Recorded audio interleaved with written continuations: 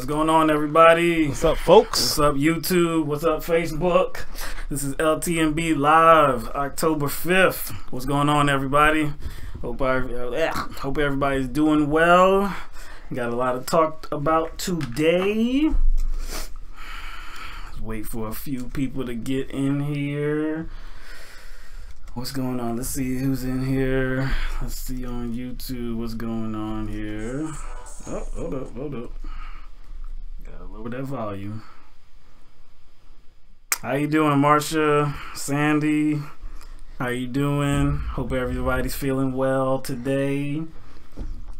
If you would, share this video because we're trying to branch out, get some more audience. There was a lot of y'all up in here on Tuesday, man. Oh yeah, well for the After Dark show. Yeah, for the After Dark show. Yeah, there was. We had. I think that's the most we ever had. Yeah. Hi Diana, how you doing? Good afternoon. Oh, you must be on the west side. Coast. I know. Yeah, it's 7 o'clock over here. But a few updates on Patreon. We sent out a note on Patreon so that every one of our patrons would edit their contribution because we just had added the rewards. So to get those rewards, you have to edit your contribution. So if you're at the $1 level, $3, $5, or $10, edit your contribution so that you get into that level. And like I said, you can get the rewards that we're offering as of right now. Like I said, we're going to be updating the rewards once we get the store up. Sound like a broken record because I keep talking about that store, but we are working on it. Ooh, hold on. All right. So there's a lot of news. There's a lot of news to talk about. Man, it seemed like a bunch of stuff just popped off. Yeah, we saw a lot of different different news alerts. One being the Republican representative that he's an anti-abortion representative, and he got caught, I guess, he got discovered to have a girlfriend, this mistress, and he was trying to persuade her to get an abortion. So he's a massive hypocrite. A massive hypocrite. See, the thing is, this is the way I see it. It's different if you're just a hypocrite and you're just a regular person. It's different. Yeah. You're still a hypocrite, but it's like if you're a regular person and you're trying to affect change, but if you're whatever, it's fine. But if you are trying to affect change and you're trying to like propose legislation that changes people's lives on a grand scale, and you're a hypocrite, that's garbage, man. But we're not gonna talk too much about that because we don't have all the detail. We weren't able to look all into it. I can't even remember the guy's name. I can't remember his name. But anyway, also we heard that Donald Trump has signaled his intention to end the Iran agreement. Yeah. But it's not going to be fully scrapped. He's going to leave it up to Congress, which Congress is Republicans. Well, see, it's like whether the Congress is Republican or Democrat, like when you're leaving it up to them, all you're saying is, especially when it has to do with the Iran nuclear deal, you're saying it's almost like he's just trying to leave that door wide open. Why? Like, hey, you know what I'm saying? Y'all could say they're complying or not complying regardless of if they are. And then that kind of gives them an excuse to go forth with some sort of measure that most likely is going to end up with us having a conflict with them. Yeah. Well, like a warlike conflict. You know what I'm saying? Yeah. So it sounds like a bad deal, but we'll see. You know, next broadcast will be Tuesday, so we'll see. You know, some more details. I mean, if there are more details, it seems pretty succinct. You know, like he's just getting out of it and putting in Congress. He's been wanting to do that since his campaign. He's been talking about it, how Obama made a horrible decision and should have never entered in that kind of negotiation. Never should have cut that kind of deal. He said something about he started talking about how I'm gonna put the best people in line, and now we see his administration just. He said something. I think he said something at the UN thing too. He said something as UN speech about it. Yeah, you did. Yeah, that is. I mean, it was a bunch of bullshit, but he said something. But anyway. But like, speaking about Trump. Oh Lord. Anybody catch his, man? You can call it a performance. You can call it a performance in Puerto Rico. Yo, dog, he was. I ain't gonna lie, dog. This monk had like decent form, dog. I thought I was watching Larry Bird at 3-point competition, dog. So Trump is right there at a table. There's supplies for the people because these people are needy of supplies to survive, and he's kind of, you know, just it looks like he's having a good time, just like smiling and this and that. Then he goes up to the table to start handing out supplies. He hands out a few.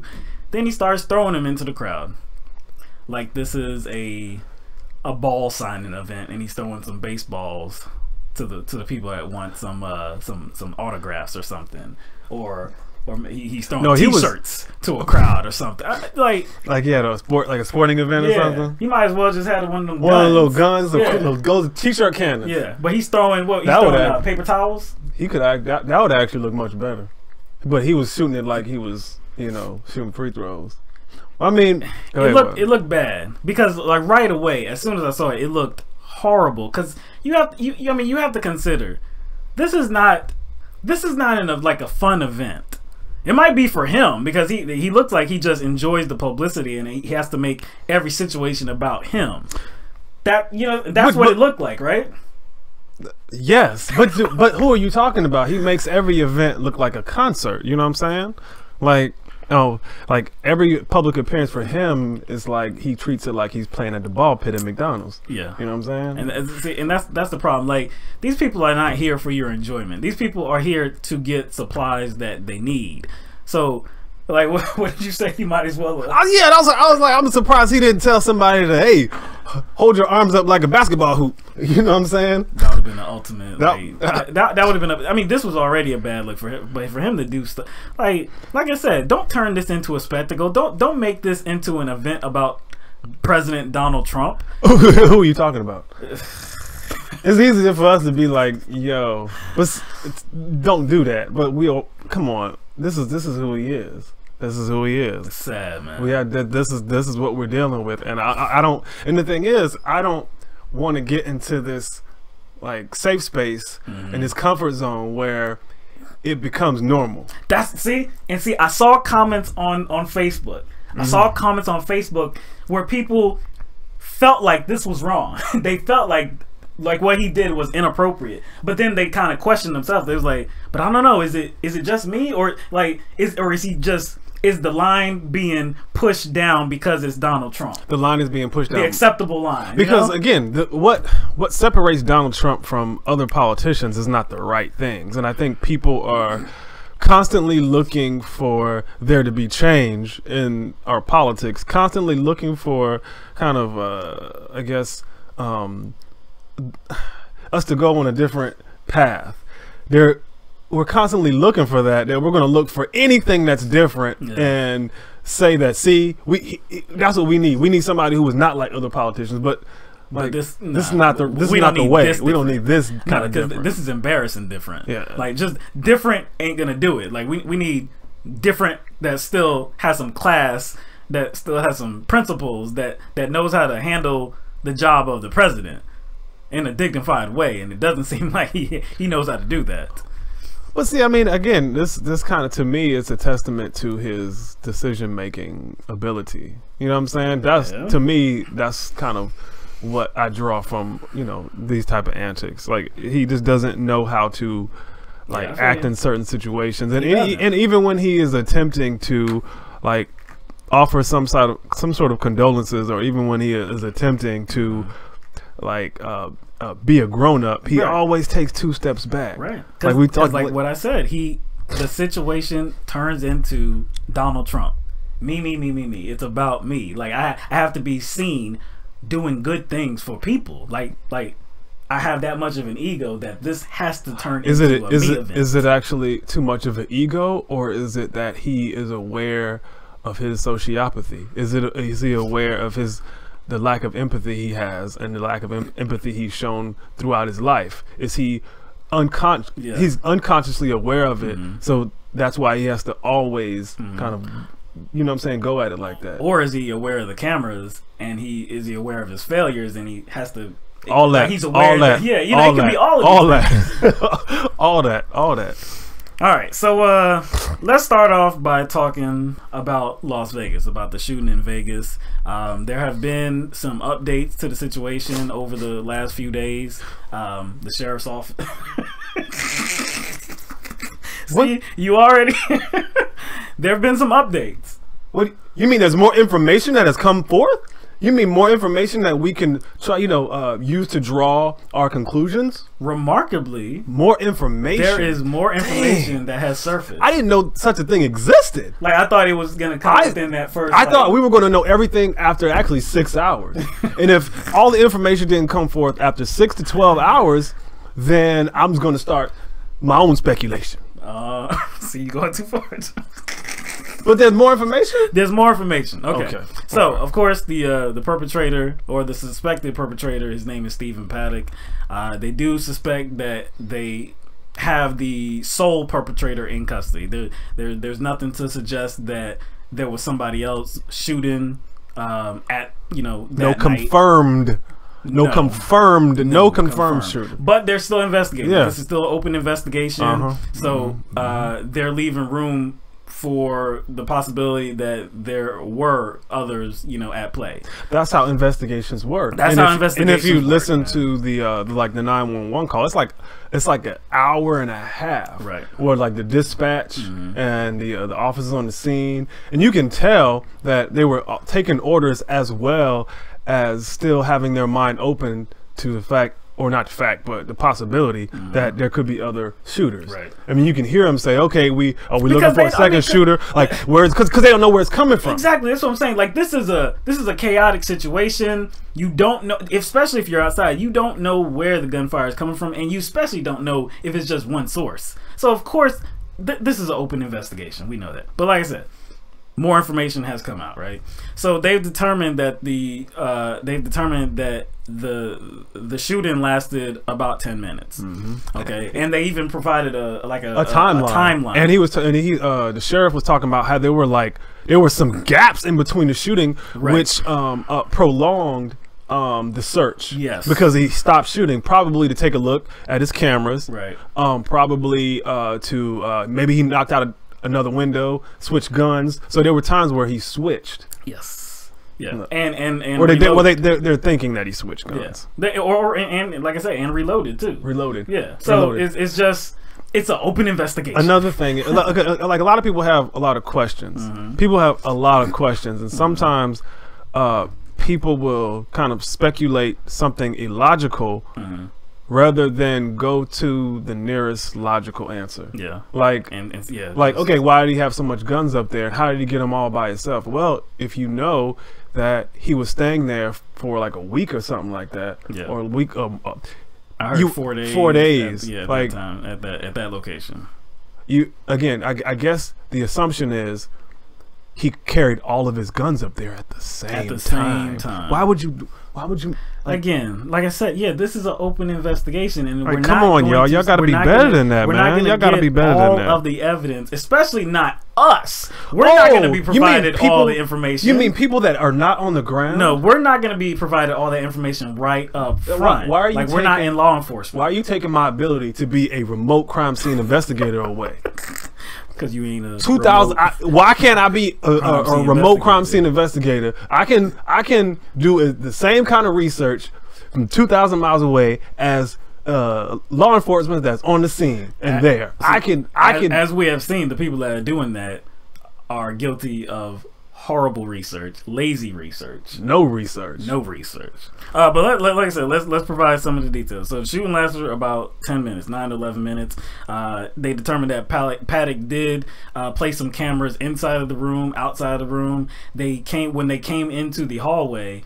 They saw that there was a tray. No, it was like the carts that they have with the the supplies, the towels and stuff like that. They had some He had some cameras. I think it was 2 cameras on that cart, and then also there were some cameras. There was a camera, I think, on the peephole. There was a camera. There was like a baby monitor camera inside. So it was a nice little setup. Yeah, it was a nice little setup. So he could see, like you said. And it was like a lot of people were wondering how come the 2 windows that were broken out are spread so far apart. Yes. That's another detail that contributed to the conspiracy that there were 2 shooters. And if you, again, you just wait for information to come out, there's actually been a walkthrough, a video walkthrough of the type of suite he was staying in. And that thing is like, that thing is big, that's big as your house, dude. Yeah, it's like 4 apartments. It's massive. Like the suites go up to past 2,000 square feet. Yeah. And the suite that he was in, I think they said it was like 1,800 square feet. But it's long. It had a bar. It had this big old like a separate bedroom. I mean, it's a living space. It's a huge space. So yeah, there's many windows throughout this whole one suite. So yeah, some people were saying, yeah, that had to be 2 rooms. No, it was 1 room. Also, they said Paddock shot through the door and injured a security guard. When they, that was before, that was of course before SWAT team had, busted through the door. But yes, the security guard got injured. When they went in, they found him dead. He was laying on the floor, blood on his head. Actually, there's some pictures that have been leaked of him on the floor. One where you can see his body, one where you can actually see his head with the blood on. And that's another thing that people were like pointing to is like, see, it's all a setup, and they just putting this stuff out there. And I'm like, nah, like there's actually the last update from Tuesday at 6 p.m. It wasn't the sheriff, it was some other guy. The undersheriff. Yeah, his name is Kevin McMahon. And what did he say? He basically said, well, yeah, unfortunately that happened, and there's an internal investigation to determine where those leaks came from. Right. So yeah, those are actually the pictures of Paddock. Also, Sheriff Joe Lombardo said that the injured number is now 489 and the number killed is 59 including Paddock.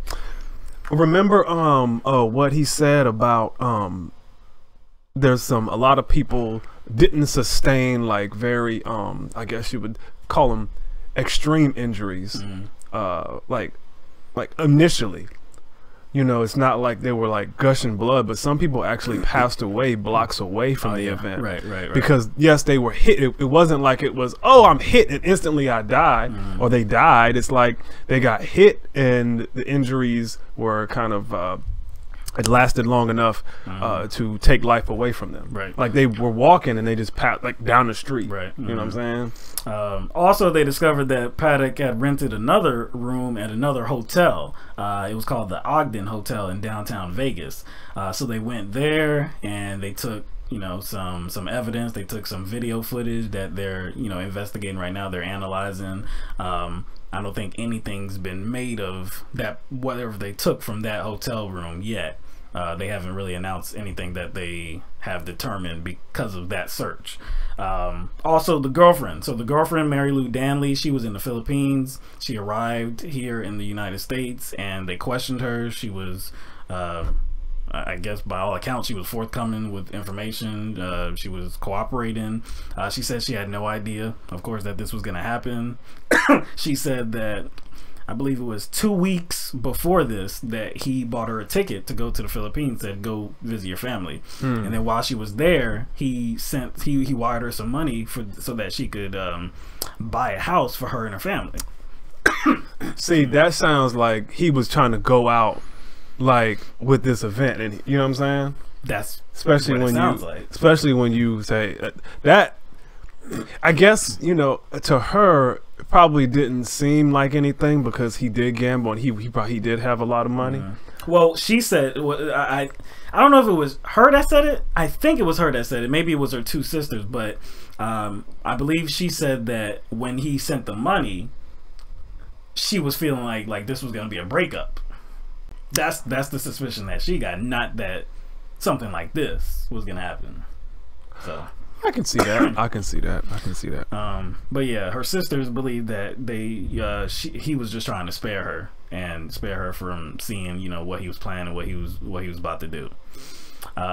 Also, the last piece of evidence that has been updated today, they said that he had actually planned to escape after the shooting, but I guess he couldn't, and he left a note. So excuse me. That's what I want to talk about, because that note has been the source of controversy, been the source of conspiracy theory as well. Because once those pictures came out of him inside his hotel suite, you could see on the table that there was a piece of paper, and it looked like there may have been a pen there as well. So people were saying, conspiracy theorists, they were saying, oh, look, there's a piece of paper. Why aren't the cops, why aren't the authorities talking about that piece of paper? He left a note. Why aren't they talking about it? And I'm left to say, you aren't an investigator. You're not part of the investigation. Why don't you wait just a little bit? See, and that's another thing that bothers me about this, is that how dare people, how entitled do you have to be, oh my gosh, man, to think you should be privy to information 6 hours, 12 hours after an event? Like, who the F are you? That's like, crazy, who are you? man. Like, why do you think all this, you should be able to see all this evidence? Like what kind of standard is that to set? Like, you know what I'm saying? It just doesn't make any sense. It's an insane standard. Like I said, yeah, you saw a piece of paper. It didn't mean that it had to be a note. It turned out to be a note. Okay, why don't you just wait until they release information day by day by day? Because that's usually what happens. And they did. They said that, yeah. And I guess that was in the letter that he had planned to escape. Yeah. That's the only bit of information I guess they shared about this letter, that he planned to escape. And then I guess he couldn't, and he shot himself. But I'm assuming later on more details about this letter will be provided. You have to wait. You are not in law enforcement. They have an investigation to conduct.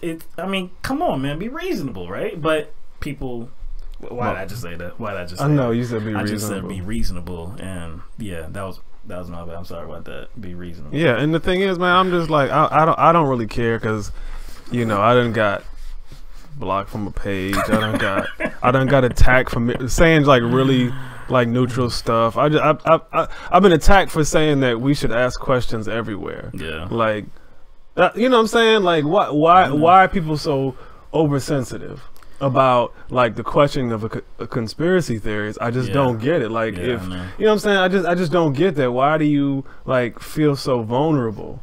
Like, I think it's like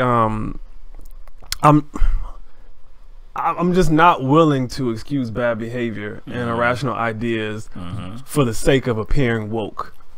Yeah, you know what I'm saying? I don't see what I'm saying. I hate that term too, man. Now it seems like when people say it, you shouldn't say that about yourself, because it usually means that you're not. That's what I'm finding out. A lot of people that say they're woke, they are not woke.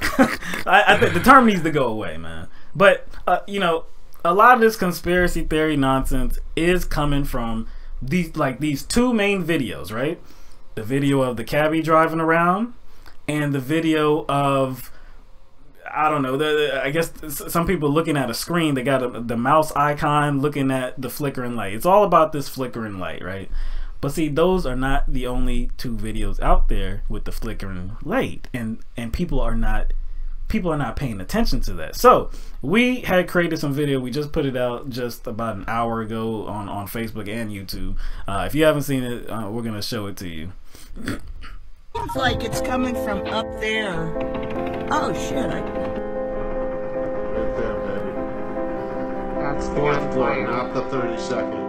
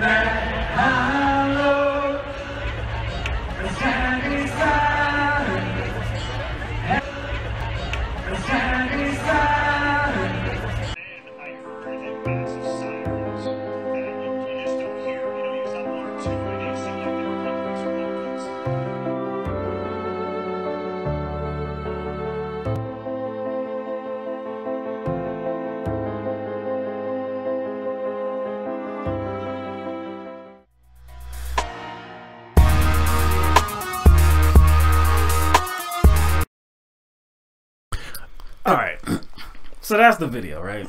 And so, see, the question, like, the only question you have to ask yourself or anybody that is pushing this conspiracy theory about a second shooter or anything about that flickering light being the muzzle flash, the gunfire from this incident, from this shooting incident. How did the bullets get out of the hotel? How did the bullets get out of the hotel? The windows can't be open. Anybody that has stayed in hotels like these, you know the windows can't open. You can't open these windows. Maybe it was like there's some sort of like some sort of bullets that have the ability to go through walls and windows. So we're talking about defying the laws of physics. Some osmosis bullets or something. Like, there's been no evidence that a window was broken out. And if a window was broken, like, there's people that actually live in Las Vegas. I think people would have took a picture of that. I think that people would have taken a video of that. I think the media would be forced to actually talk about that. You know, there would probably people crowding that hotel to take those photos. Yeah, there would be. But, you know, to me, it's actually even outside of this story, because we can use this story as an example of this, but actually this has been going on for quite some time. Seems like there are a lot of non-mainstream opportunists out here that want to exploit people's need for quick answers, and it's not even just in regards to this situation. This is actually something that has always gone on, like outside of specific big events, being the first, where there's opportunists just waiting to exploit people's biases, and merely pointing that out triggers people, because now they might have to question, you know, I guess, where they get their information, especially if it's from an alternative source. Right. But for some reason, people haven't seen alternative media as its own bubble, and it is. And so what happens is these people that, you know, and it's all of us. I think a lot of people tune into alternative media sources, and a lot of alternative media sources consider themselves like the arbiters of truth, right? But in a lot of cases, they don't want to be questioned either. They don't want to be questioned either. And to me, that makes them just as bad as mainstream media. It's a way of using provocative examples. It's a way of using provocative thoughts, like sharing that kind of narrative to do whatever is their agenda. Like, if their agenda is to build a bigger platform, get more followers, that's definitely a way you can go about doing that. Clickbait type stuff, you know, that's definitely a way to attract viewers. But it's intellectually dishonest to ignore very relevant information, to ignore the laws of physics. In this case, it's very intellectually dishonest, and I can't stand that people are gravitating towards this. I have to assume because, like I said, it's provocative, it's flashy, it's sexy, it's way better than the actual truth, or what looks like it is the truth. Like, just follow the facts, follow the evidence, and you can't really come away saying like, okay, this story does not make sense. You can't say that. Now, there might be factors here that we aren't seeing yet. There may be things that maybe at a later date don't make sense. Maybe there's some things that don't make sense right now, but it doesn't lead you to a conclusion that they've already drawn, that this is a false flag or confirmed a second shooter. We just saw a comment under the video that we put on Facebook.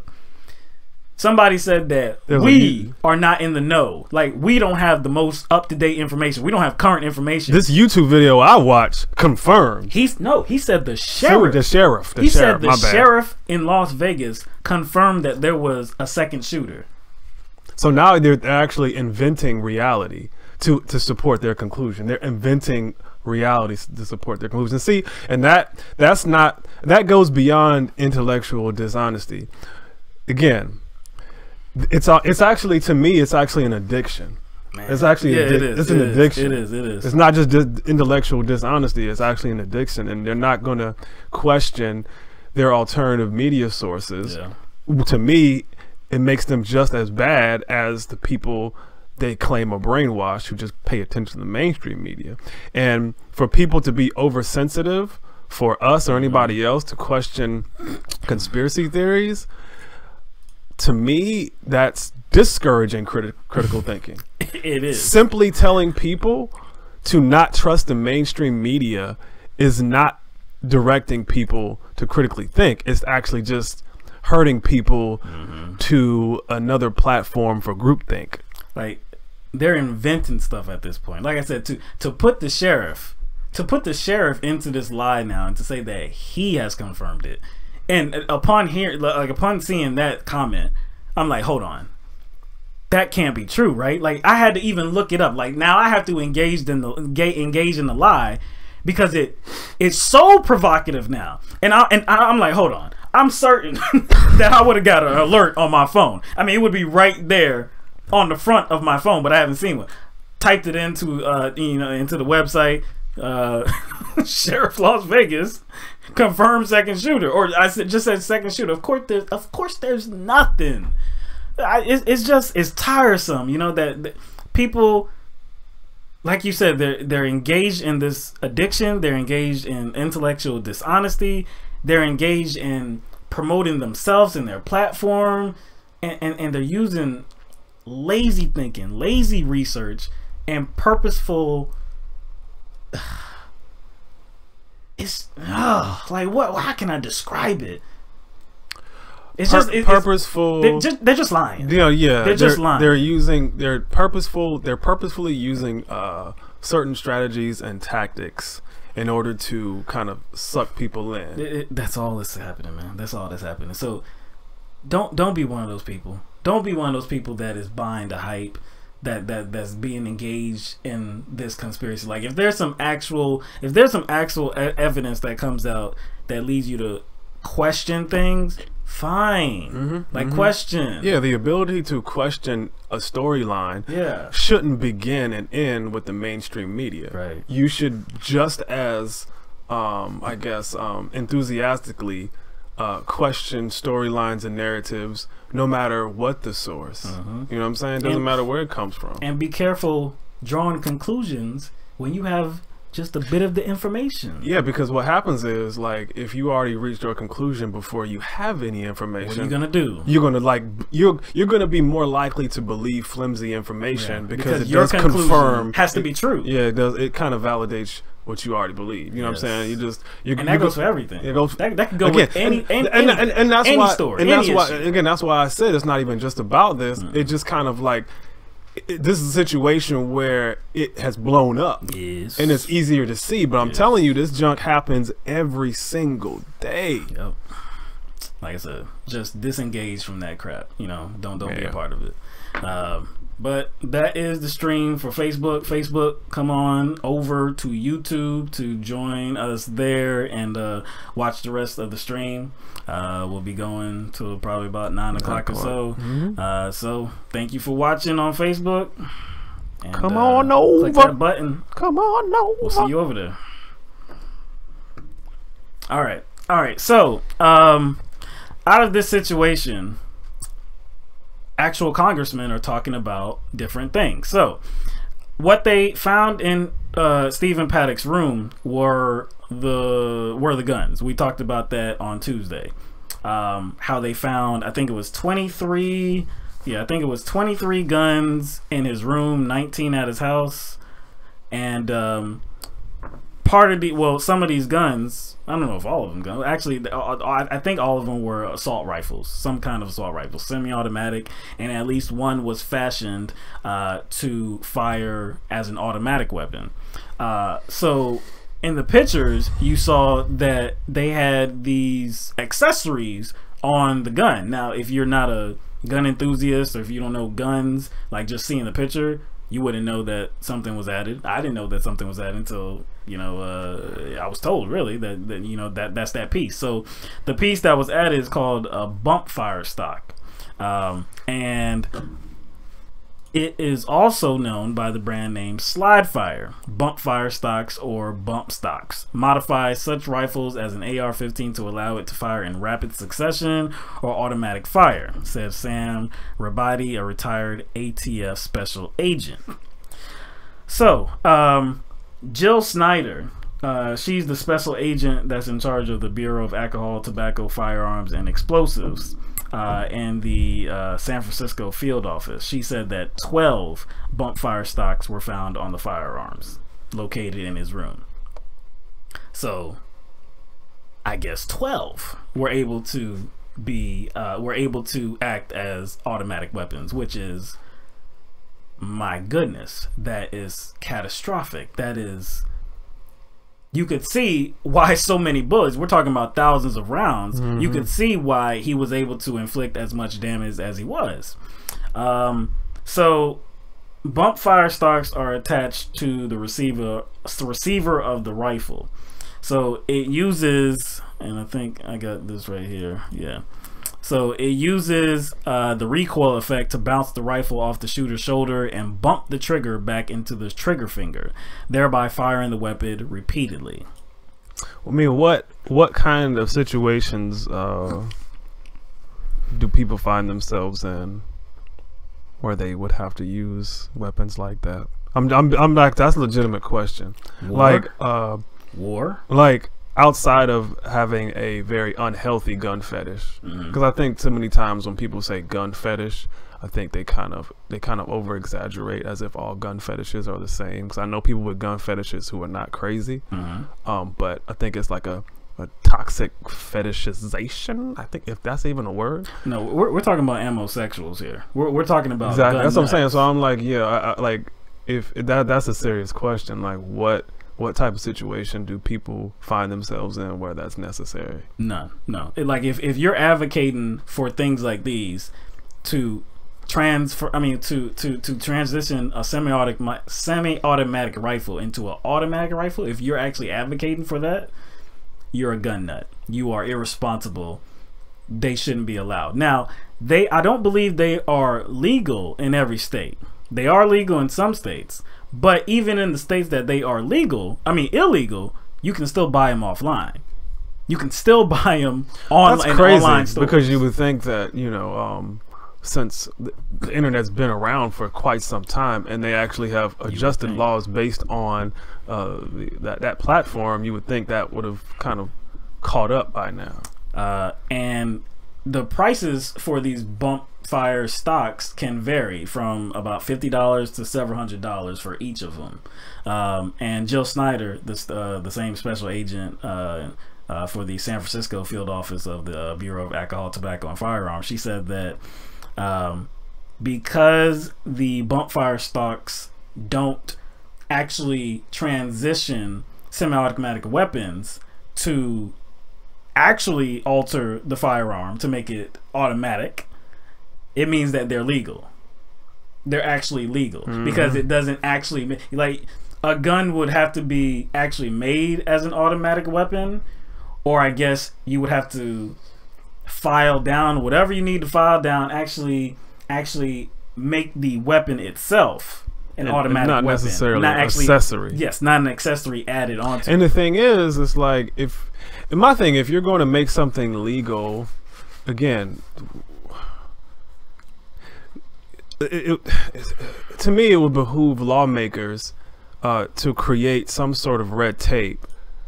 Yeah. You see what I'm saying? Right. To ensure that the people who are buying or operating these things can't do it. So if you're going to make something like an automatic weapon legal, like, why isn't there some sort of like kind of a provisionary balance to that?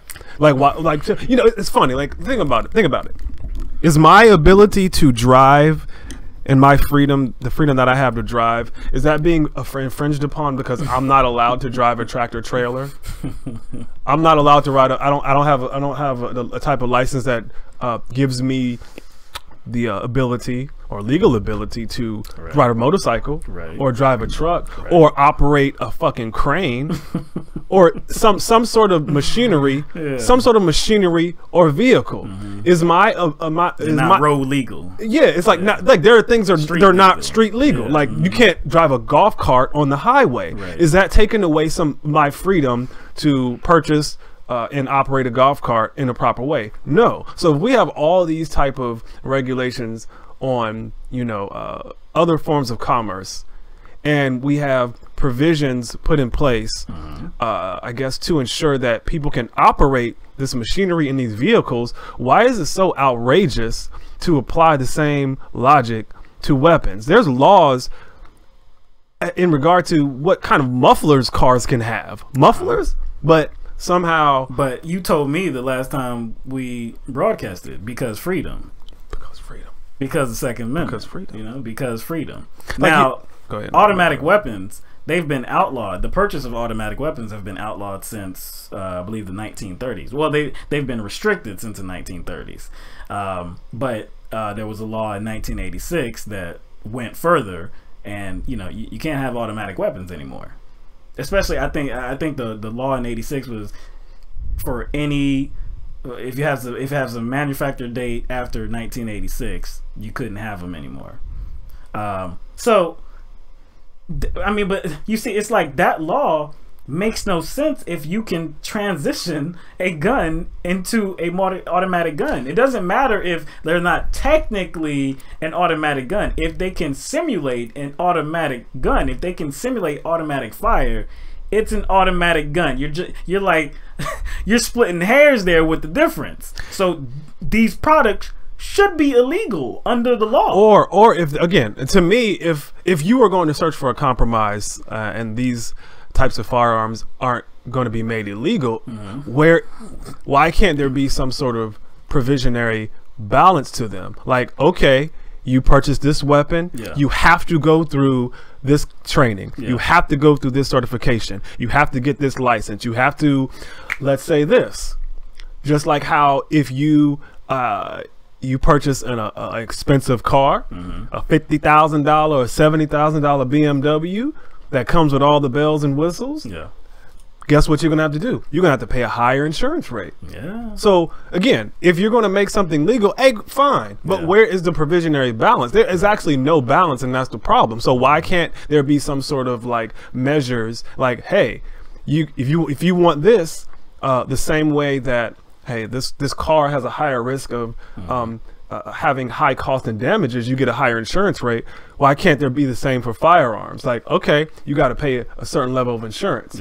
And also, not just based on what kind of gun you have, how you saying you're going to store your gun. And if something happens, guess what? They can raise your insurance rate if they figure out, or they may not pay out something. Like, why can't it be like that? Why can't it be some sort of balance? You know what I mean? Now, this is the first I have heard specifically of bump fire stock. Now, I've heard of conversion kits that can, simulate a gun into automatic fire. I have not heard specifically of bump fire stocks. Now, you would think politicians have, especially their close relationship with the NRA, you would think they would be in the know and would know something about this, but apparently a lot of people do not. So Senator Dianne Feinstein, who is a Democrat from California, she actually did introduce legislation on Wednesday that would ban the manufacturing and the possession of accessories that can simulate a semi-automatic weapon into a fully automatic weapon.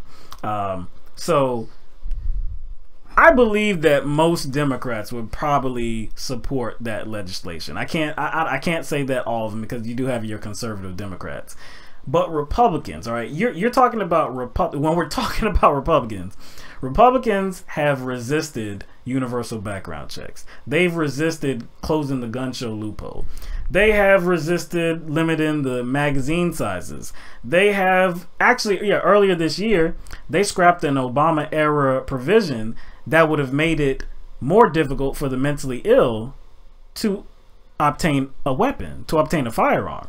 So this is the bunch that we're dealing with here. But I will say on this issue, there have been some Republicans that have come forward, and they are, I guess they're intimating that they could actually back a proposal like this. So you have senators like John Cornyn, Lindsey Graham, Marco Rubio, Orrin Hatch, and Ron Johnson all say that they're going to look into this, and it seems like this may be something that they could support, the ban of these so-called bump fire stocks. And also, even today, I heard about the Speaker of the House, Paul Ryan, saying that he has to look into it too. Yeah, maybe we could do something about this and ban these so-called bump fire stocks, right? But again, I just go back to my question, like, you really think they didn't know about it? And if they didn't, man, that's so irresponsible. No, that's it. If they didn't know about it, essentially their positions, like, for all this time, have been based on essentially their ignorance. Ignorance and irresponsibility. It's been based on ignorance. But we all know, even if they were ignorant of it, it would not behoove them to be knowledgeable about it. It wouldn't behoove them, because it doesn't matter, because they're getting money from the NRA. So if you're getting money from the NRA, that's kind of I guess what you're using as your launch point, as far as your, like, the decisions you make and the legislation you want to kind of block, not your knowledge of these firearms. Right. You know what I'm saying? So at this point, because this had been yesterday and today, and at the point where these Republicans were signaling their intention of at least doing some research into it to see if they could back a ban like this, the NRA had not spoken. So I'm sitting there thinking, like, yeah, well, they're saying this now, but wait till the NRA comes out with a statement. Wait till the NRA says, no, the hell you are going to support something like this. But the NRA actually came out with a statement today. On Thursday, they came out with a statement. And so the headline that I saw, I was amazed. When I saw the headline, I was amazed. The headline, it was on the Hill, said NRA backs new regs on device used in Vegas shootings. Yo, you know what, I wasn't like, to me, I was like, what that was like, I didn't expect it to be like some clickbait or something. Yeah, exactly. But that's the title. It wasn't coming from like some unreliable source. It was the Hill that I haven't seen them using clickbait. They do have people that write opinion pieces, so you have to watch out. That's true. Just like anybody, like, but this wasn't an Post opinion on the New piece. York Times. Yeah, but this was like breaking news. So I was like, my goodness. All right, so let me dive into it, right? So they provided a full NRA statement. So I'm going to read some of it, all right? So they said, in the aftermath of the evil and senseless attack in Las Vegas, the American people are looking for answers as to how future tragedies can be prevented. Unfortunately, the first response from some politicians has been to call for more gun control. Banning guns from law-abiding Americans based on the criminal act of a madman will do nothing to prevent future attacks. This is a fact that has been proven time and again in countries across the world. Now, that's a load of shit. That's fully false, because countries have implemented gun control measures and they don't see the type of carnage that we see here in America. So that's just absolutely false, right? All right, so it goes on to say, in Las Vegas, reports indicate that certain devices were used to modify the firearms involved, despite the fact that the Obama administrator approved the sale of bump fire stocks on at least 2 occasions. The NRA is calling on the Bureau of Alcohol, Tobacco, Firearms, and Explosives to immediately review whether these devices comply with federal law. The NRA believes that devices designed to allow semi-automatic rifles to function like fully automatic rifles should be subject to additional regulations. So see, that's where I'm gonna stop. See, and that's where I was like when I read that, I was like, I was like, this is not happening. I was like, I was thinking, I was like, I thought I was in a different world after I was reading that. But see, it's like, there's 2 sides of it, right? One, it's like, man, okay, it sounds like stronger language than what you would assume coming from the NRA. But then if you read those last 2 words, additional regulations, like, what the hell are you talking about, additional regulations? Like, are you actually talking about banning them? Or I mean, like, what regulations are you talking about? You're being very ambiguous with those words. So why do you think they were being ambiguous? Oh, okay. Why do you think they were being ambiguous? Well, but see, even in their ambiguity, yeah. we were still like, yeah, it was still like, man, that's a big step, a much stronger statement than what you would expect, right? So, but then they go further. All right, so this is the end of the statement. In an increasingly dangerous world, the NRA remains focused on our mission, strengthening American Second Amendment freedom to defend themselves, their families, and their communities.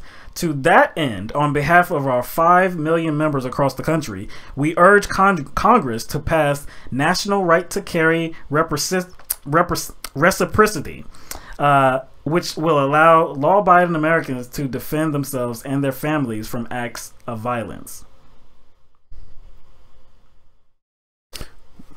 Yo, reciprocity. So yeah, reciprocity. So anyway, so I don't know if you're getting this here, but okay. First of all, what is the national right to carry? Right. The national right to carry is for concealed carry permit owners. You know that they carry their guns on them. Now, right now, it's not legal for you to carry that weapon into other states, especially states that you're not allowed to have a weapon concealed. They want that provision gone. Like they want that gone. They want people to be able to carry their weapon across state lines, no matter if that state does not allow people to conceal carry. So they just took that small step, that kind of like that ambiguous statement that you quoted previously. Yes. Something that we thought was, oh man, that's a strong statement. Yes. They just took it, just yanked it away. Because, and see, this is what I'm expecting now. Based on what we just read, this is what I'm expecting. Sure, yeah, maybe we could do something about those bump fire stocks. Maybe we could, some additional regulations. You notice they didn't say ban, but yeah, maybe we could do some additional regulations. But here's what you Republicans are going to have to do first. You Republicans that we back financially and have been backing financially for years, you're going to have to get this national right to carry. You're going to have to get that passed. So anything that y'all discuss, anything that you come to an agreement with the Democrats, is going to have to include this national right to carry. So we don't want those bump fire stocks gone until boom, boom, boom, until we get what we want. But they were specific about what they wanted, yes, but they weren't specific about what regulations that they would accept. Ambiguous. Like I said, additional regulations don't tell you anything. They don't tell you anything at all. Like, how far are you going to go with those additional regulations? Are you going to go all the way to ban? Because that's really the only sensible thing that you can do is ban them, because what they do is turn semi-automatic weapons into automatic weapons. There is no good sense to suggest that they should stay here and they should stay legal. It's like they want Congress to promise them. Yes.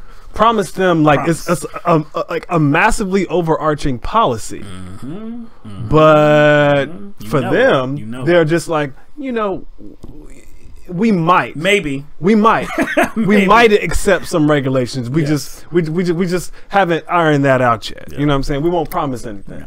And there's this other guy, Eric Pratt. He's executive director for Gun Owners of America, and he has vowed to block any legislation.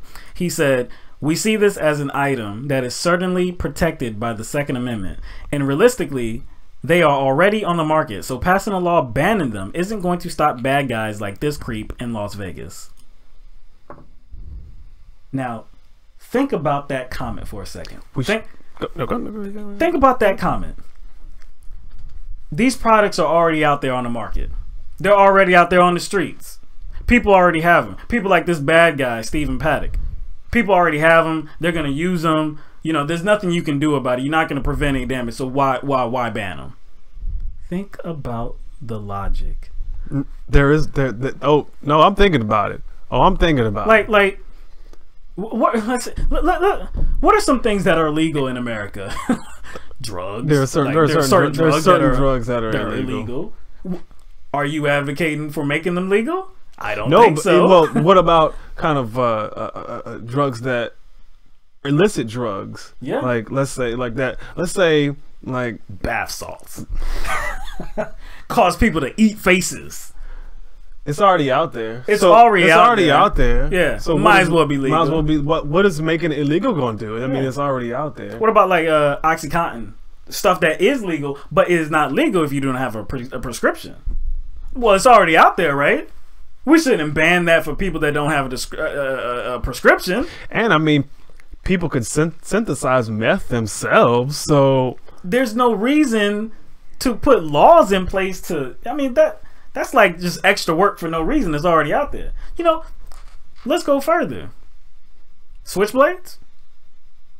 Switchblades are illegal, right? There's switchblades out there. Why are they illegal though?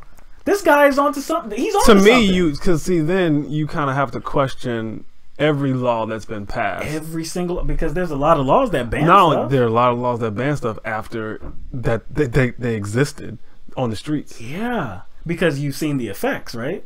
And you say no, we can't have that in this society. What about there was like I think in I want to say in the 50s or 60s there was like some science kits that actually had radioactive material that they had to ban because they didn't know it at the time.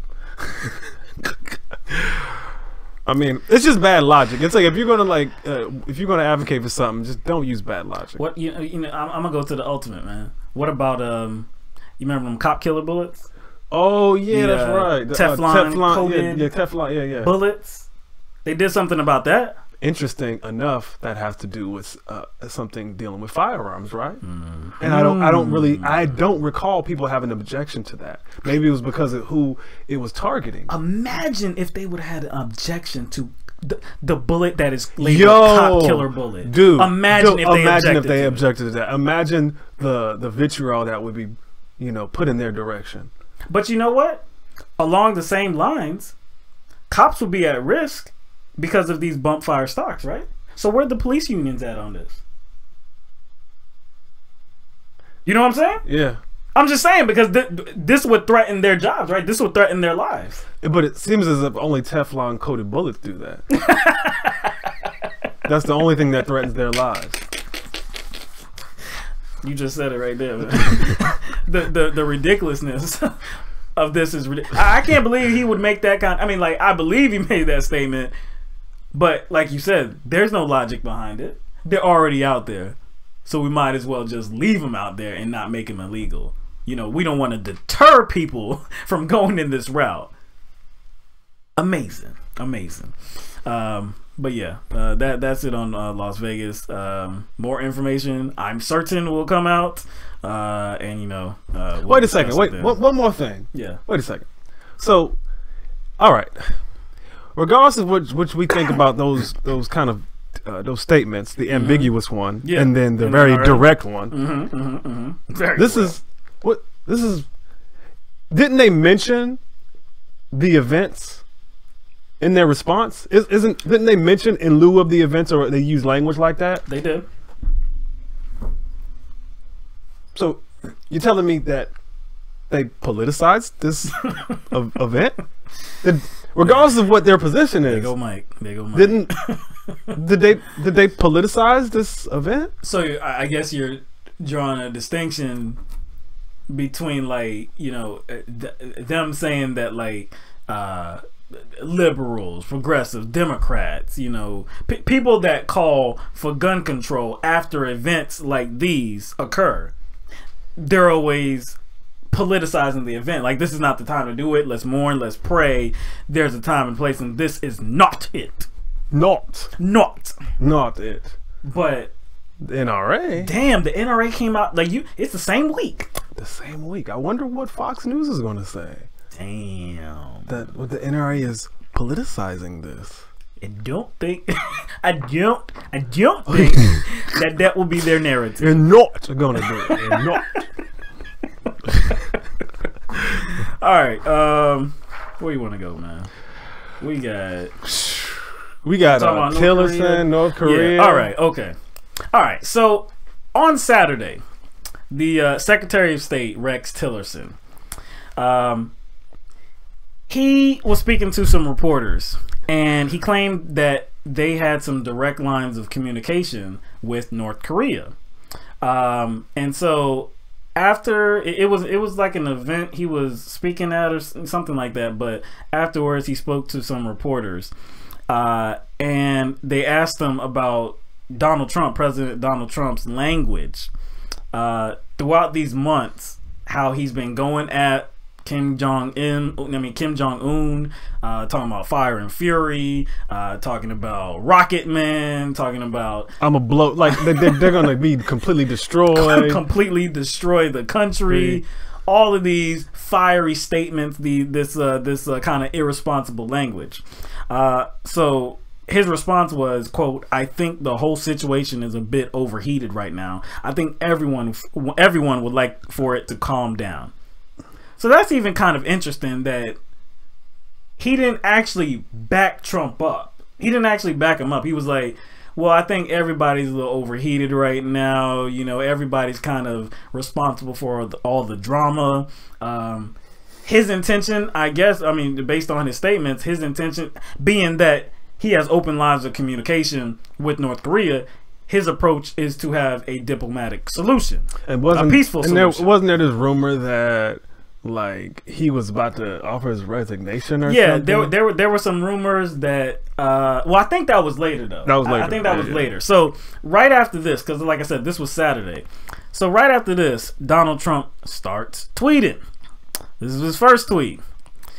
"I told Rex Tillerson, our wonderful Secretary of State, that he is wasting his time trying to negotiate with little Rocket Man." Alright, he also said, "Save your energy, Rex. We'll do what has to be done." And then the last one, "Being nice to Rocket Man hasn't worked in 25 years. Why would it work now? Clinton failed, Bush failed, and Obama failed. I won't fail." Wait a second. I recall during one of his speeches during the campaign, during the campaign trail, right, where he said that negotiation was the direction he wanted to go with North Korea. But you know how shit changes. you know how shit changes, though. you come on, you know how shit changes, though. So of course, I mean, it's like he's undercutting them. You know, it's like he's kneecapping his efforts, because if Rex Tillerson said he has some open lines of communication, and his intention is to go the diplomatic route and try to rectify this problem, try to get them to agree to something in an effort to have some peaceful talks, a peaceful solution, then you are undermining him as the Secretary of State.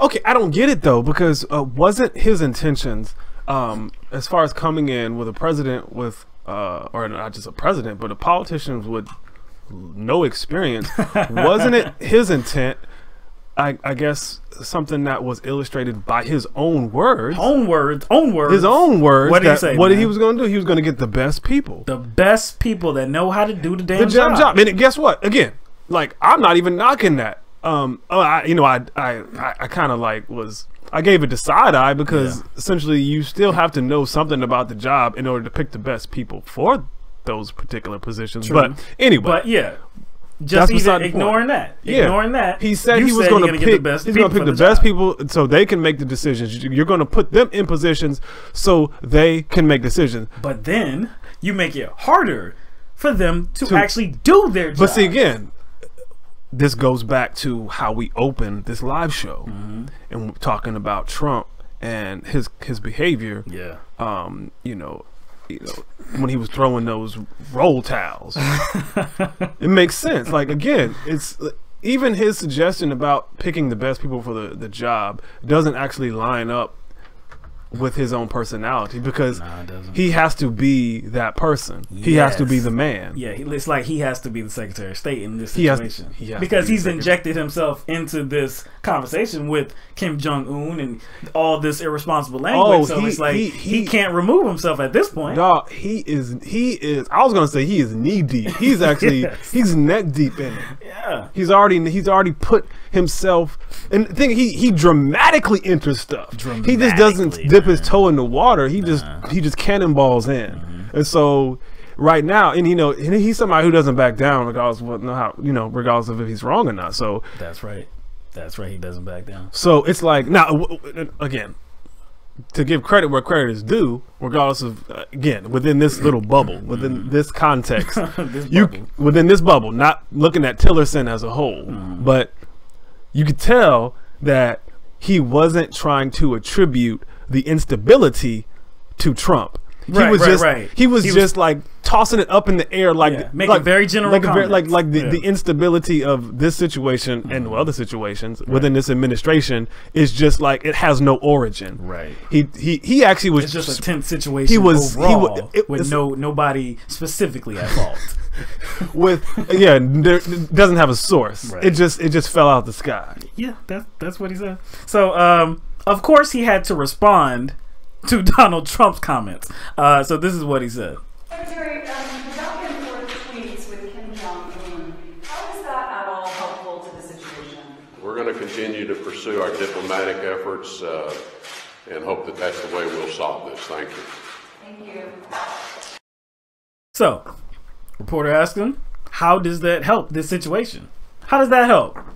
How does it help that Trump is undermining you at this step, at this critical juncture, right? He's like, well, look, we're just gonna go ahead with the diplomacy. That's what we're gonna do. I mean, what else could he say? Because of course he's not gonna have a bad word to say about Trump. Of course he's not gonna do that. See, man, I feel that I of course it's hindsight, but it's like I think everything is so tense they can't even come up with a better way to deal with these situations. Everything is so sensitive. Yeah.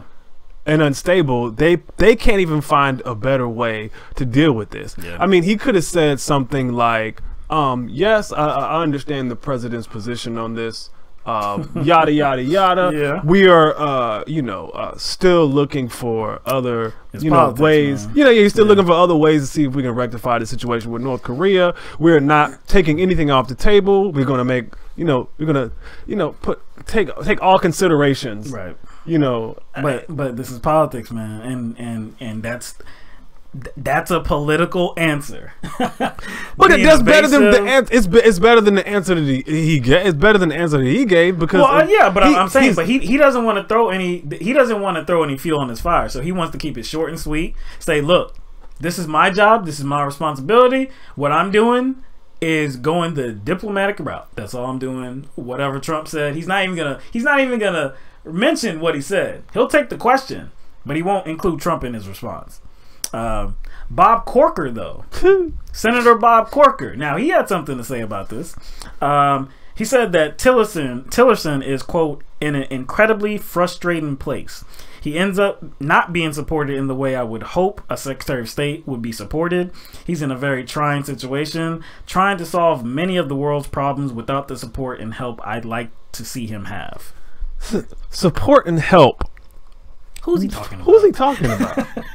Boy, because during that interview, yeah.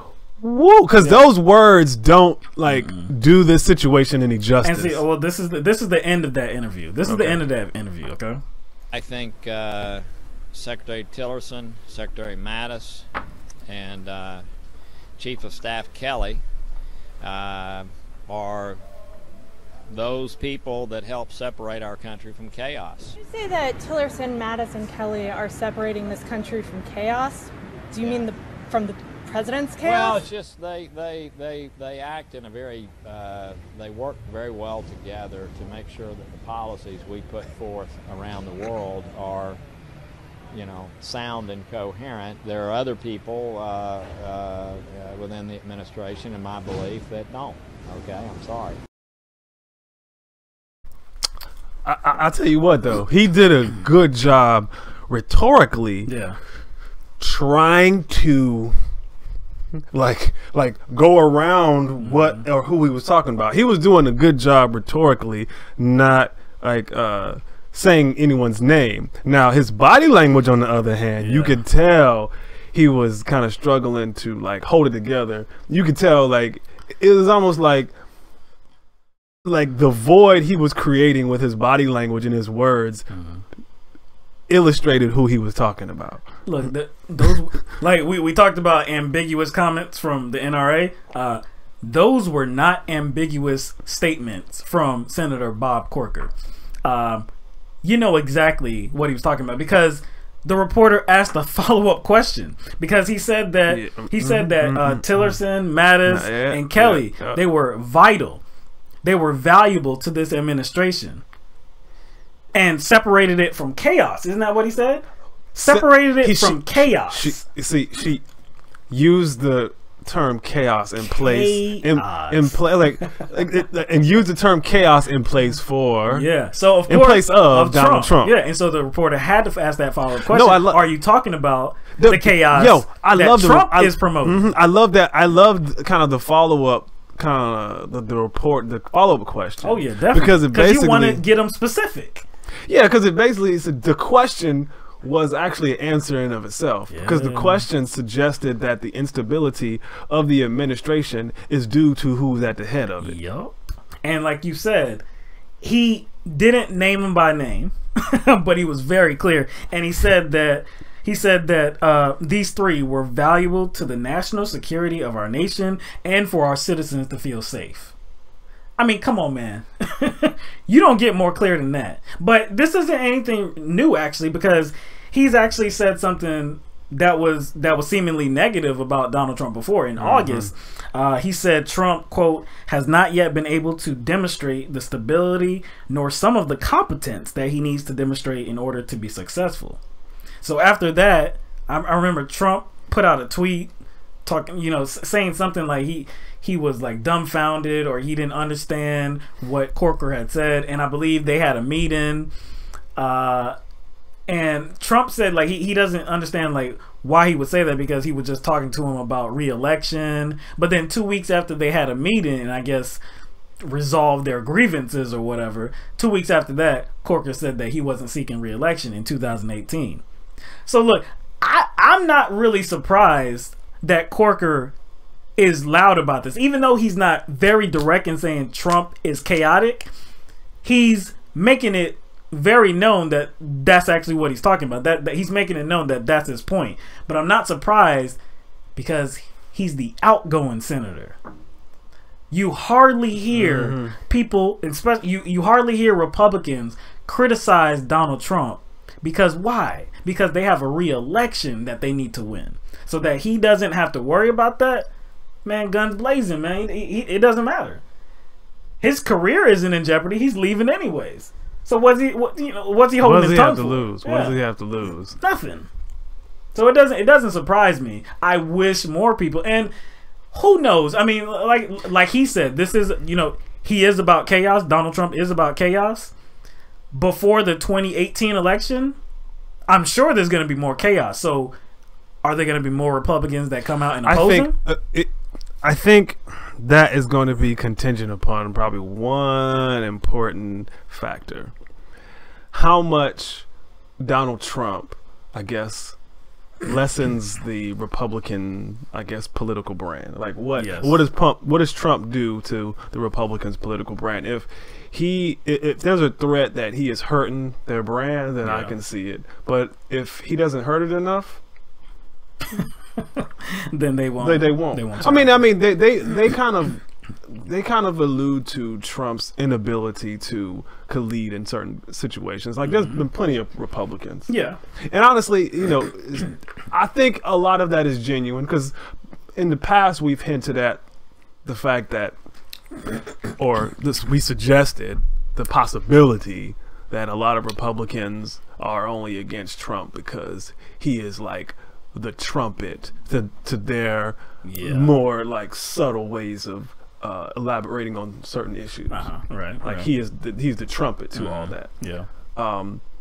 I think that is true, but I also think I would have to agree with a lot of Republicans on this, that they probably have a genuine concern about this president. I can say that, I can think that, I would say that concern is genuine. And what he would mean for the party. And what he would mean for the party, Yeah. regardless of what their party means Yeah, to us or to their exactly. constituency. It's what it means to them. Yeah. So it's what it means to them. Right. So I think they are pretty genuine, and I think, unfortunately, like Republicans expressing their disagreement with Trump lends like a little bit of credence to that conspiracy theory that, well, since Republicans and Democrats are against him, that somehow means that he's supposed to be there and he's good. Right. And you know, I guess you would call the power brokers of the world don't want him there, and the fact that Republicans and Democrats don't want him there is proof of that. Right. Rather than actually looking at the fact that we're dealing with an unstable personality. You know what I'm saying? And all of the instability is Trump's own doing. You know what I'm saying? I think people would just want to find something, like something as like they want to find an excuse for Trump. Yeah. You know what I'm saying? Oh yeah. The point you were making earlier about there's been media reports about Tillerson leaving. And there were those reports. There was speculation. There were rumors about him wanting to leave, him wanting to quit as Secretary of State. And but he shot those down. There were even reports that said that Tillerson referred to Trump as a moron. But again, he didn't really even, actually, I can't even say that he shot those down. He just didn't even engage in any of it. He was asked about it, and he pretty much said that he's not getting into petty nonsense like that. He's there for as long as Trump needs his services there. He's committed to his job, and he pretty much left it as that. There was even a report saying that the VP, why is he escaping my head? Mike Pence. There was a report saying that Mike Pence had to talk him out of resigning, and I think he addressed that and said that that didn't happen, or somebody addressed that and said that no, that didn't happen. But he doesn't seem to be engaging in pettiness, no matter where it's coming from, the media, rumors, or Trump himself. This pettiness or this, like, his irresponsible language. He's not interested in engaging in anything that really doesn't help him do his job, which I at least respect that. I don't know that the man is or was the best choice for Secretary of State. I have my doubts. I have my serious doubts. Considering where he came from. Yeah, exactly. But at least I respect that the man is going about his business in a professional way. He's treading lightly. That's basically what you're saying. He's treading lightly. He's treading very lightly. Like I said, he looks to be about his business, about his job at hand. Let's see if he actually does a good job at it. We'll see. It's almost like Trump isn't making it easy. He's like letting the baby cry in the crib in the room and just you know what I'm saying? Just like Trump, settle down, man. Yeah, I know. I got something to do over here, man. Stop it, man. But yeah. All right. So we're gonna go to Equifax now. So the Equifax Senate hearings have been going on this week. Started yesterday. Started on Wednesday. Yeah. Equifax Senate hearings. I haven't seen a lot of it. You know what, man? It was like a big bowl of nothing flakes, man. I mean, they were asking and answering questions that had kind of been asked and answered already. Yeah, I see. Yeah, it's like you need confirmation at this hearing. Like you need them to repeat the same things that they've been saying in the media or something. That's all it is. It's just a confirmation. Yeah. I mean, there was one question that stood out to me. I forgot. His name was Richard Smith, one of the members of the House Energy and Commerce Committee. Richard Smith. Or yeah. That's the CEO. Oh, not Richard. Yeah, no. Richard. Well, they asked Richard Smith. Okay. A question. I forgot what member it was, but yeah, they asked Richard Smith, like, okay, you can reassure the customers, like, that you have patched that kind of security hole now, and you can, assure them that you know, like your current infrastructure is safe. But he's like, well, what about the data that's already out there that's been stolen? And guess what? He didn't really have an answer for it. Because what could he say? What could he say? Yeah, he's like, what do you do about that? The information that can still be used to, you know, affect people's credit rating For years. I mean, like, we don't for know. years. You don't know how long. We don't know when they're going to pull that trigger, right? You know, Whoever has this information, when they're going to pull it. He's not going to answer that because that can determine how much liability he has. See, all right, so you brought that up, right? So this is the former CEO. Yeah, this is the former CEO, yeah, Richard former CEO, Smith, right? yeah. So because he resigned his position because of this whole thing. I thought it was interesting before the Senate hearing, before this on Wednesday, he had made some statements before that, and he took the blame. He said that, well, he took the blame for a few different things.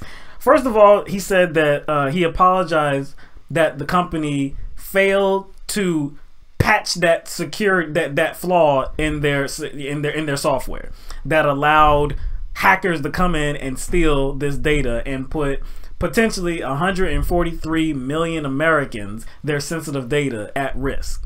So he apologized for that. He said it was, he confirmed that it was their fault. Now, you remember when we did this story, the software, I believe it was the software is Apache Strut something, but the Apache Foundation, they put out a statement saying that this is the fault of Equifax because they could have made some changes. They could have updated their systems so that this wouldn't have happened. We let them know. We let them know. We let them know, and they failed to make these updates, right? So he's apologizing for that now. Oh, you know what? Great. I don't care. Like so nice. That apology means nothing. Oh, that's so nice. Because he defended those 3 executives that sold their stock. Yeah. He called them honorable men. He called them honorable men. So an apology to me doesn't amount to anything, especially seeing as he's going to retire with like $90 million. He's set to collect 72 million? No. He's set to collect 72 million this year. Now, the next few years, an additional about $18 million. But he's sorry. He's real if sorry. I was getting 90 million, I'd be sorry to mug. He's really apologetic. I would be real. Dude. This man, please. I would sit in the Dunkin' booth and everything. He also it doesn't matter. According to MSN too, he blamed human errors, particularly the failure to repair the problematic software, despite warnings from the federal government and the company's own security team. He blamed human errors, so not specific humans. Yeah, just human errors. Yeah, and like you said, those 3 individuals who sold their company stock before the announcement was made that this breach happened. Oh, those are honorable men. Also, he this is funny. He said it was a mistake to okay, so you remember after the breach was announced, they gave customers a gift. they said you know they gave customers a gift. They were like, you know what we're gonna do for you? You know what we're gonna do? We're gonna give you this credit monitoring protection, this credit monitoring service, right? We're gonna give you that, right? And a lot of people signed up for it, right? But it had strings attached, because if you signed up for this credit monitoring service, you were foregoing the ability to sue them. You had to go through arbitration, and again, who is gonna be the facilitator of this arbitration? The company itself. The company itself, right? Equifax. So what he said, it was a mistake to mandate that arbitration in the credit monitoring service. He said it was a mistake. Oops, I'm sorry. That was my bad. Sorry. I'm sorry. But we already know it was a purposeful neglect. They intentionally ignored the recommendations from that company. And then it would only make sense that they purposefully added the arbitration provision if people signed up for this service. Because of course you don't want a class action lawsuit. You don't want multiple. You don't want thousands of people, millions of people joining together. That's why and risking the future of their company. And that's why the hearing to me was just like so like empty, because these rich mugs are not gonna be paying for their criminal negligence. You know what I'm saying? Yep. Oh, and then like right before I came over here. I found out that the IRS just rewarded them with like some $7.5 million contract. See, that's what makes it even more like a bigger bowl than nothing flakes. That's why the whole hearing just didn't really mean anything to me, because why are you going to reward this company? I mean, and I think I forgot what I jotted it down. I think it says they were going to provide taxpayer and personal identity verification services. Oh, really? That's the contract. That's Entrust them. So soon, too. Dog, they could at least wait a couple months. So soon, you're going to trust these fools that did not protect the information. Wow. Wow. Yeah, wowzers. My goodness, man. Now, the Senate hearings have had a little bit of comedy. And that's thanks to... this individual is being called the Monopoly Man. So this is a picture of this individual, and this individual is all in the cameras throughout the Senate hearings, in the background adjusting his the little eyeglass.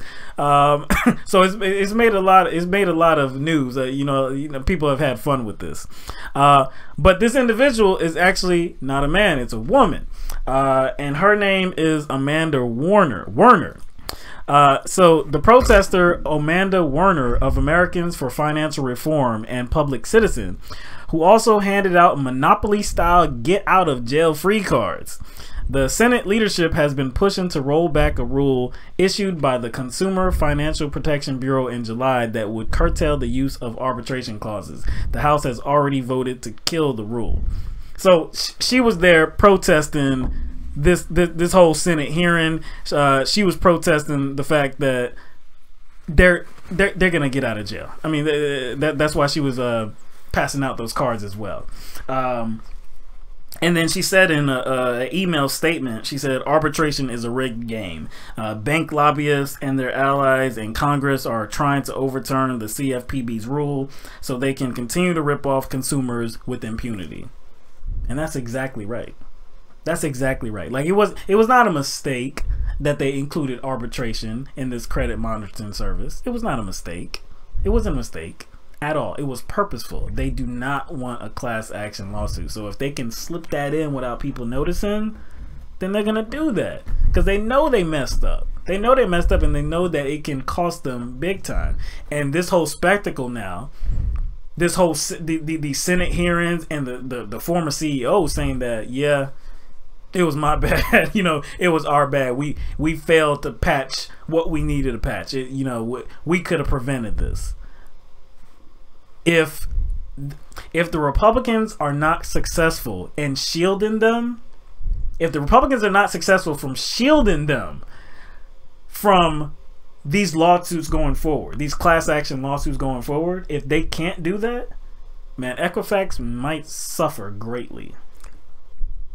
Might suffer greatly. I know I'm being you're being very optimistic in your words. Yeah, I mean, it's a very good possibility that they will suffer very greatly. I mean, it could be a world of hurt put on them. So you know the Republicans are going to do all they can to retract that rule that the CFPB put in place. So again, we'll see how long. I don't know how long these Senate hearings going to last. Yeah, I don't know, but it's going to be more boredom, more talk, more stuff that we've already heard. But if there's anything to share, we'll window dressing. Yeah, it's just a bunch more of like, that's all it seems to me. When did you notice the hack? And what did you do?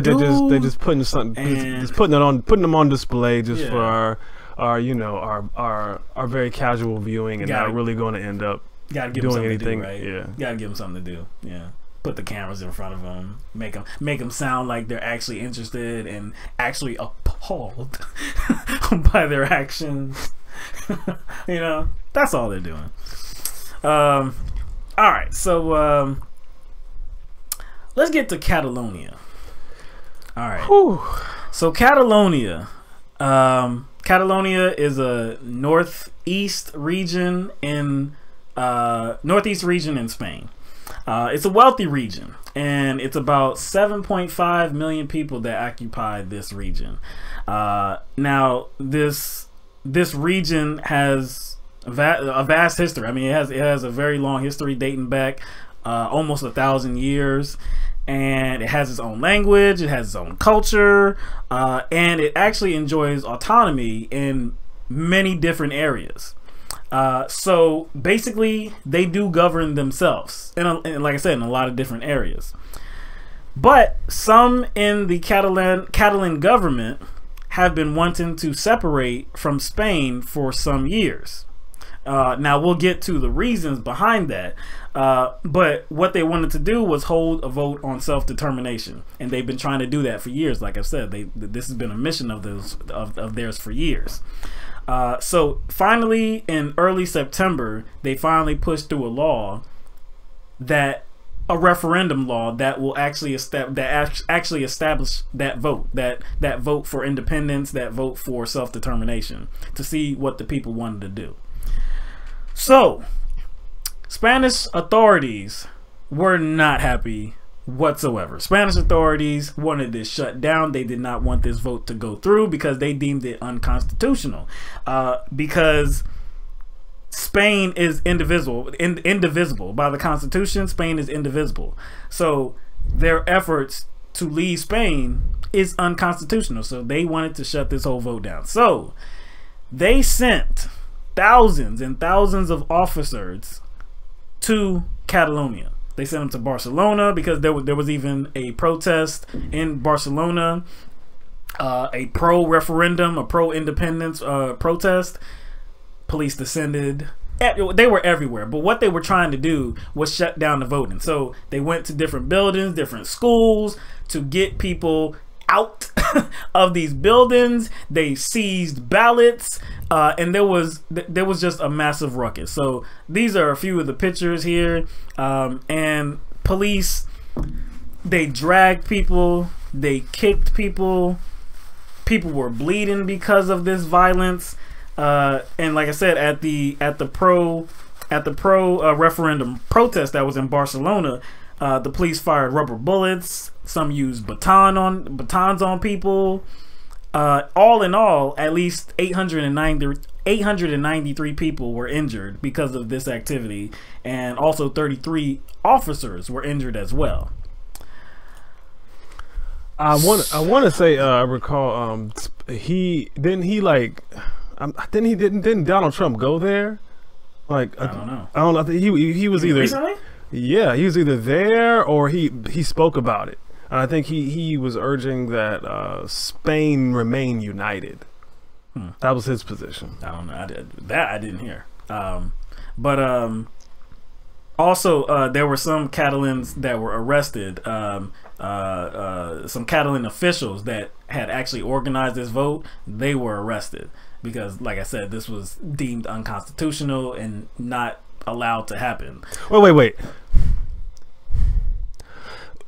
Is the referendum itself and the vote itself is unconstitutional? Yes, because so we're gonna get into why the vote was unconstitutional, because it seems like, okay, what you're doing is just holding a vote for people to get a feeling of what people want to do. Do they want to leave? Do they want to stay? What?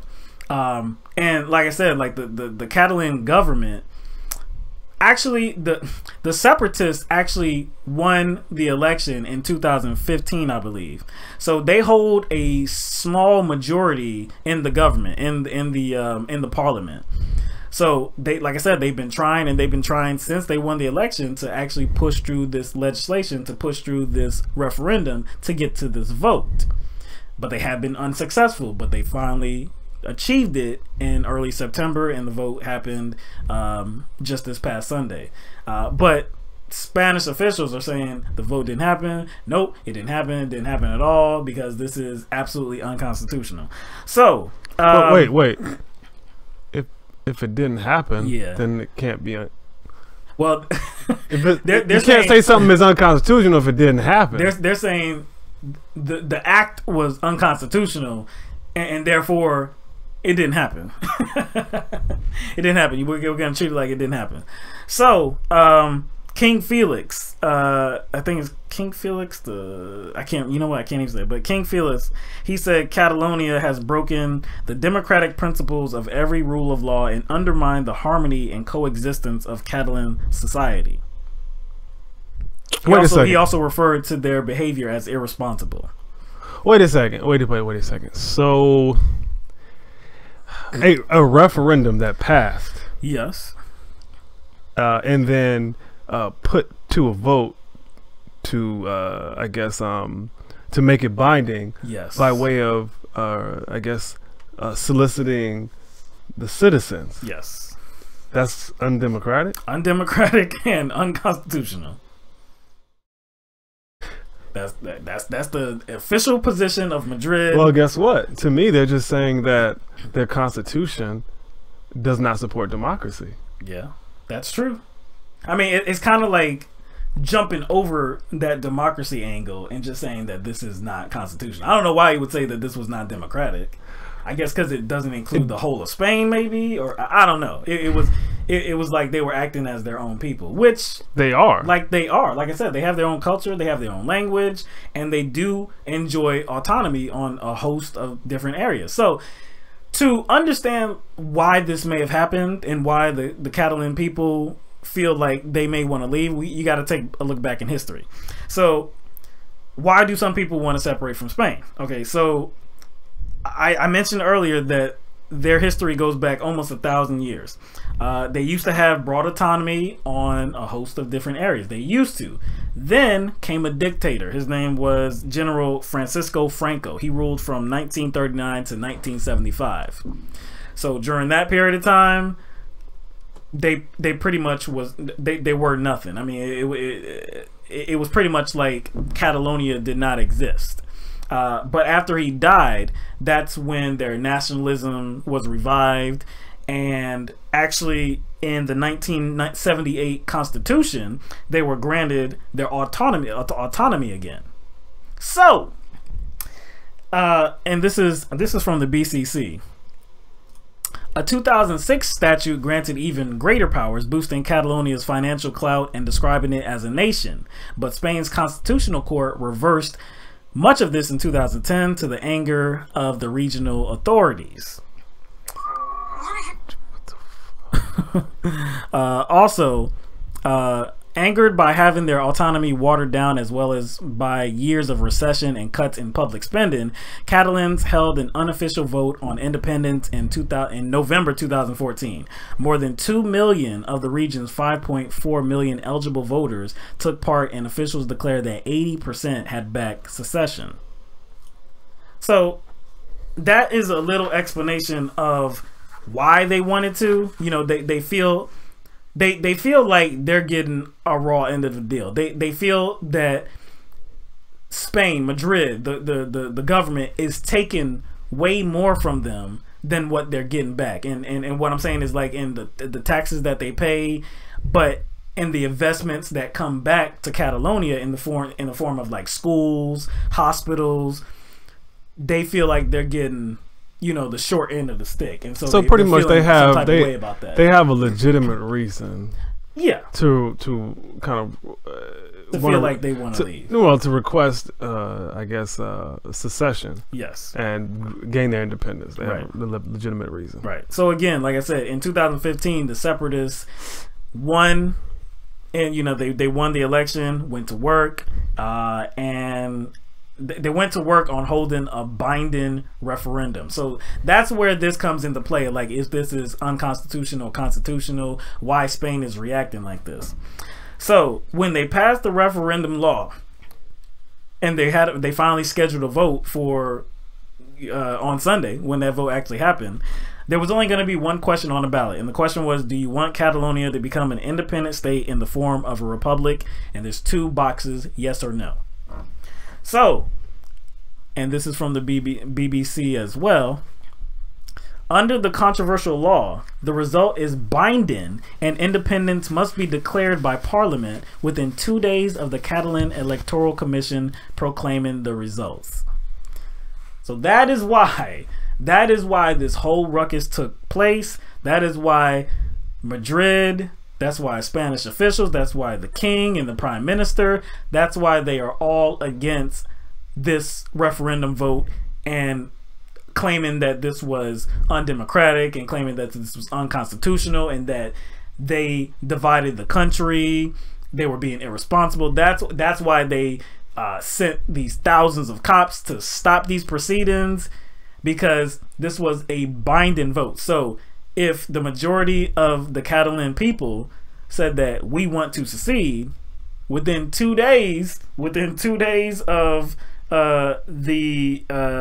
days of the Catalan Electoral Commission proclaiming the results, from them announcing the results, they would have to announce that they are seeking their independence, that they are leaving.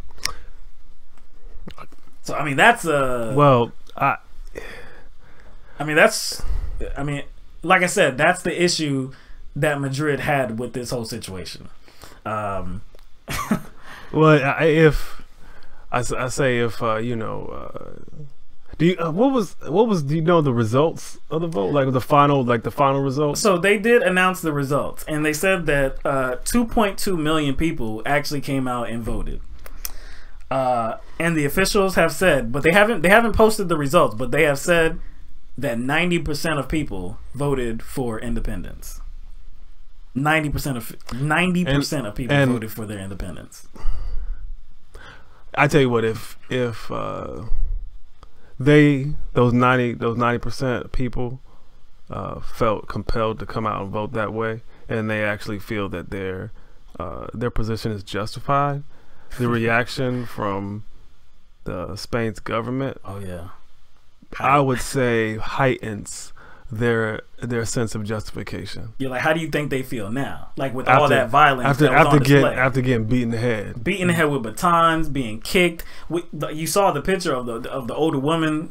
She was holding her head. There was blood on the floor.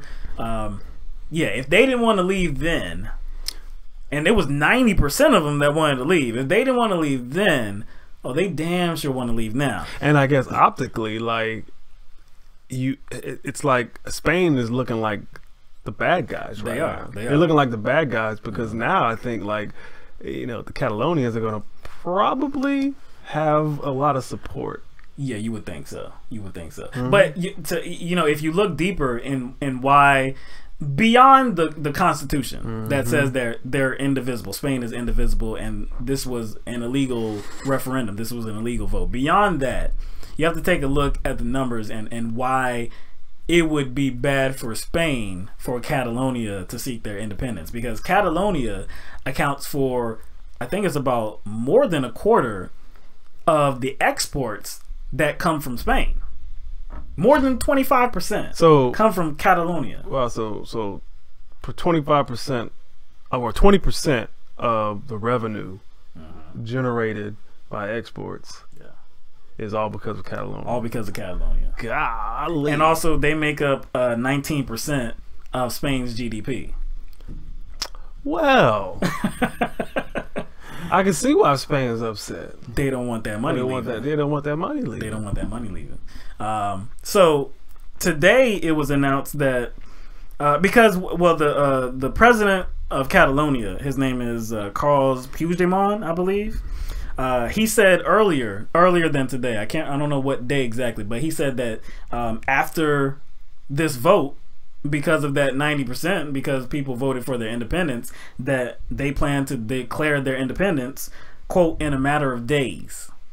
So today, the Spanish government suspended the Catalan parliamentary session that was planned for Monday, because they're expecting the Catalan government to announce that they are indeed seceding from Spain.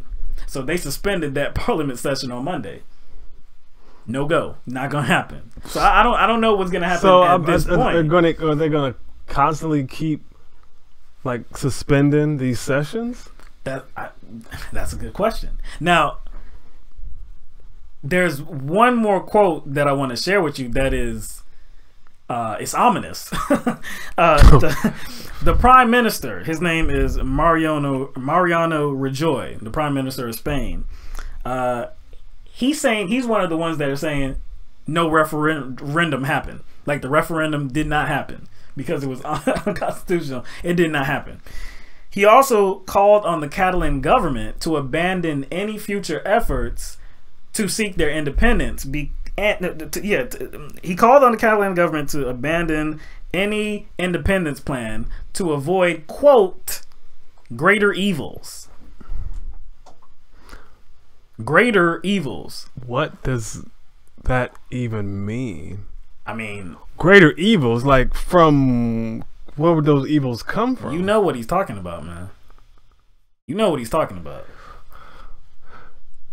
That sounds like some sort of like some sort of threat of violence. You're damn straight.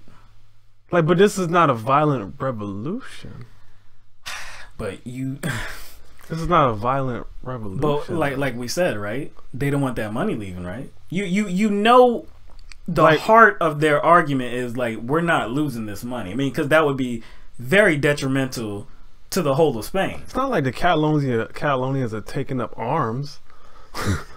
Like why take it that far? But you know, Madrid is going to take up arms. That's what he's talking about. Greater evils.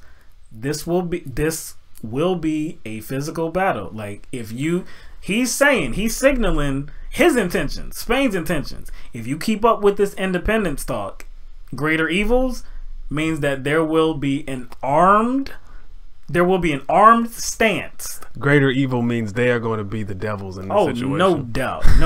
They are going to get armed and they are going to prevent you physically from leaving Spain. So like to say that things are tense, it's an understatement. That's much of an understatement.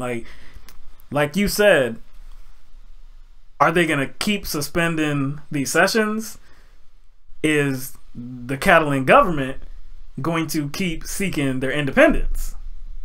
Essentially, because just them trying to seek it is an act of war, according to Spain. Of course, so right now it's like, I mean, this is an aggressive stalemate. They're not like they didn't say we're going to storm Madrid to seek our independence. They just said we're going to vote on it. Yeah, we're going to vote, and then if we vote for our independence, peace out, we're done. And like I said, this isn't like a common situation, because like I said, they are like, and even in 2006, like I read that quote from the BCC, they even were proclaimed their own nation, but later on they had that stripped away from them, which angered them, because like I said, their history goes back years, almost 1,000 years. They've always, except for that time when they had that dictator, they've always enjoyed their autonomy, and they do right now, but they feel like they're getting the shaft from the central government. So they're like, man, look. And they're a wealthy nation. I mean, like, they're a wealthy region. So it's like, look, man, we can do this better. We're tired. We're tired of you treating us, we believe, in an unfair way. So what we're gonna do for our own people, we're gonna hold a vote. We're gonna self-determine where we want to take this thing. Is there any other They have their own language, man. You know what I'm saying? Like I said, this is an uncommon situation. I mean, is there any kind of? Well, it's either A or B. I guess there's no compromise. That's what I'm saying. This is still fresh. I mean, because this vote happened on Sunday, and like I said, today on Thursday is when the Spanish government said, we're suspending your future session on Monday because we know what you're gonna do. You're gonna seek that independence, so we're suspending it. You're not even gonna meet. So, And even on Sunday too, I didn't mention this, but on Sunday they tried to take over the Catalan police forces, but the Catalan government or even the Catalan police was like, nah, we run this. You're not taking nothing over, nah, because they were trying to protect the people trying to vote. Yeah, but they were trying to, the Spanish authorities, the Spanish officials were trying to seek their help and suppressing this vote. Yeah. But why would they do that? Like, no. That doesn't make sense. That would be counterintuitive, considering that they're citizens too. Exactly. That's why they were like, no, sorry, no, we're not working for you. So, like I said, this is like I said, this is an aggressive stalemate. I don't know what's gonna happen. Is one gonna back off? Is the other one gonna back off? I don't. Maybe, but you know what? Maybe they come to a compromise. I was about to say maybe they address some of the issues. Yeah, that the Catalans feel is unfair. That you know that is affecting their people in their region. Maybe they do that because, like I said, it makes sense that this is about the money. And if the Catalans are insistent on leaving, and Spain is insistent on having them stay, it would behoove Spain to say, okay, how about we deal with your issues? I don't think that's going to You don't think that's going to happen? Not with the way this dude is talking. Greater evils. Greater evils. That's a damn threat, man. That's a direct threat. We'll see. Like I said, man, we'll see what happens. I don't know what's going to happen, man. But really, that's about it. I mean, if anybody wants to give us a call, now would be the time. We got a few minutes to take any questions. If you have any comments, what's that trike guy said? Just asking, did the South have 90% of its citizens wanting to leave the Union in 1860? I don't think they asked. I don't think they asked. Yeah, I don't think they asked. I think that was just a government decision, and. Yeah, I think that was a government decision. Yeah, that was a government decision. This was actually the democratic way. It was because it wasn't the elected officials of the Catalan government saying that, you know what, we finally won. What we're gonna do is we're gonna separate and just do it. They said, you know what, no, we're gonna let the people decide. And you know what? Actually, I don't know. There was a did I mention that? Yeah. In 2014, they actually had an unofficial vote, and 80% of the people that voted that time wanted to seek their independence, but that was unofficial. This time it was official and binding. That's why the Spanish government was like, ooh, but it says Claire says I believe that that is the argument. All of Spain, I think she was responding to somebody, says all of Spain would have to vote in this referendum for it to be democratic. Yeah, and well, I mean, that's what no. Whether you believe that or not, that is the position of Spain. That's the position of the central government. That we are indivisible.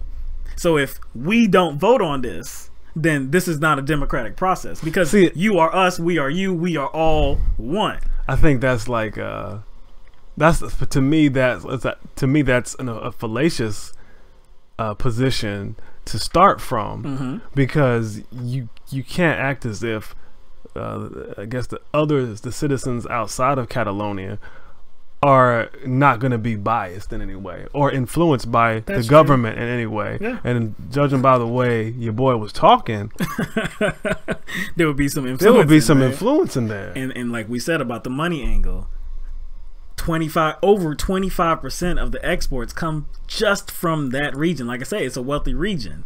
They don't want that going anywhere. They do not want to lose those exports, because that would be very bad news for the central government. That would be bad news for the whole of Spain. Yeah, so yeah, if that's the case, like I don't know, man.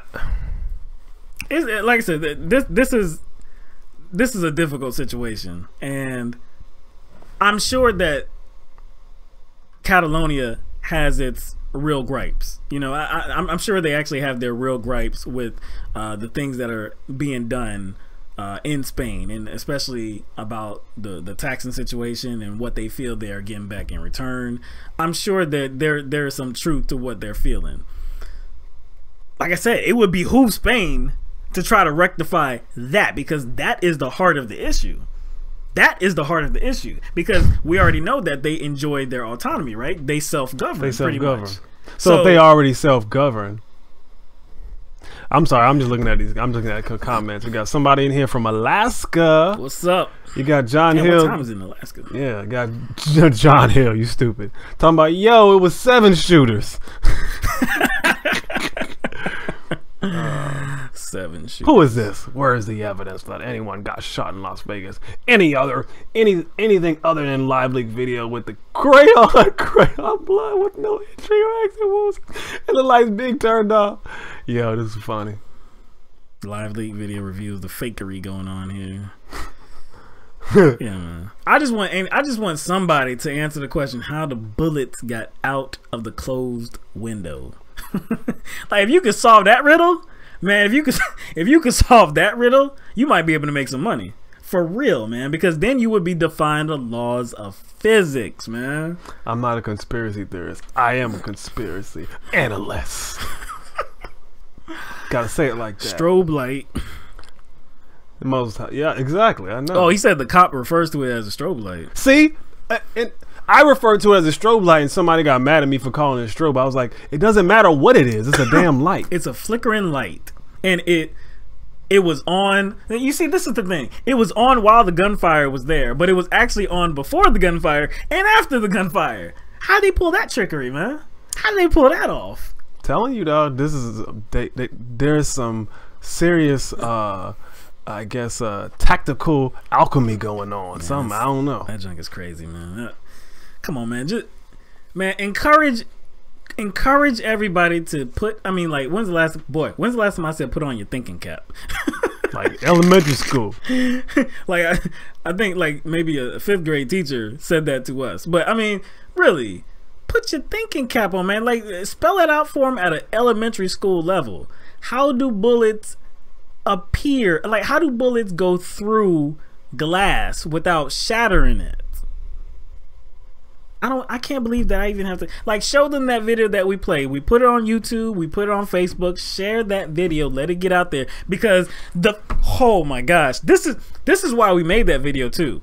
There's a video on Facebook has over 5 million, probably almost 6 million. Yeah, and that's the video of which video was that? That wasn't the cabbie video. That was the other video where where the people, they had the mouse and they were pointing the icon at the flickering light. Yeah, that video has almost 6 million views, and on Facebook. And most of the reactions are almost 10,000 reactions, all as what we expected. Like, confirmed. I'm like, and then the headline of the video too. The information said second shooter. This definitively proves that this was the second shooter. How do you go there just based on, like, how? Yeah, no, I don't understand. I don't understand, man. Like, people want something. You want it to be so sexy, right? They want this information to be like just like some movie scale theatrical event. Like, oh my gosh, I figured something out. That makes me like, I figured it out. Look at that. I saw it for myself. I figured it out. And then you get information that says, no, you didn't figure shit out. And they're like, no, I figured it out. Look at the video. What's that? The window wasn't broken? That doesn't mean anything. It's like I think what happens is there's such this rush to wokeness. There's such a rush to like wokeness. Yes, wokeness. You know what I'm saying? Man, people need to stop using that. I'm telling you, man. Because I rarely, like, whoever is woke, I don't see them saying that they're woke. It's like, because like we don't ever believe. Like, I guess they're mistaking, like, not believing in a common explanation makes them geniuses. Just simply not believing in, like, the common story makes them geniuses. Yeah. Not believing in the mainstream media story. You wouldn't believe this regular stuff. Yeah, if you not believe, you know what I'm saying? Not believing, I guess the most widely spread narratives, that makes them a genius. Yes. because like you're able to move past the official story. You're able to see the holes in it and put in your own pieces. You're able to put those pieces in yourself and say, you see, I solved it. I solved the riddle. But you're using these like horrible pieces that square peg, round hole. They don't make any type of sense whatsoever. Half-baked. It's half-baked narratives. Matter of fact, it's not even half-baked. Mugs ain't got ingredients to make a cake. They don't even got ingredients yet. It's disappointing, man. You know what? Because you be commenting to these people, right? He's on Facebook commenting to these people, right? And I saw one of these conversations. Oh Lord! I saw one of these conversations. It got so bad. I tagged him and I was like, you know what I did? I did like the inside my head. Like after a certain point of going back and forth, in my head, I was like, let me tag Will, and I was like, I did the Kevin Hart. Come look at this. Come look at this. Come look at this. Come look at this. That's exactly how I was in my head. I was like, yo, come look at this. So I came to the thread, right? And right at the beginning, I went to the beginning, I saw this. And you're talking about, because you posted one of the videos, the Fox News video, where you can see the strobe light or whatever flickering light in the background, right? And you even see the time. It was like at 5 in the morning. 5 a.m. All right. You can see the timestamp. It was 5 It was all fake, though. Yeah. All right. So anyway, so then you're explaining like, yeah. No, I did. If all I did was post the link, and I just said, I said there's an effing strobe light. Jeez, that's all I did. But then the response to your comments about like this would be impossible. Like, you know, there's a window there. You know, it didn't break. Blah blah. The response to his comment was, the bullet light travels faster than sound. I was like, how does that have anything to do? What does you just like you? I was like, hold on. He said that the bullets can't get through the glass without breaking it. And like it had to be an open window or a broken window. I mean, it had to be something. The glass couldn't be there. And this individual said, light travels faster than sound. Like, it would still have to be broken. The window. I was like, what does it have to do with anything? I was like, that's the type of stuff. That's the stuff. That's stuff we dealing with out here. Like you could say, a boulder is heavy. Why are you throwing stuff that doesn't make any sense into this? I can't, man. I can't, man. Yeah, I mean, you could just say some sort of scientific fact. Anything you want to as a response. Black holes are so powerful that light can't escape. Like, but what does it have to do with the point I made?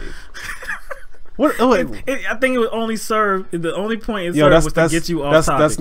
That's not muzzle flashes from a bullet, and the window is obviously not broken.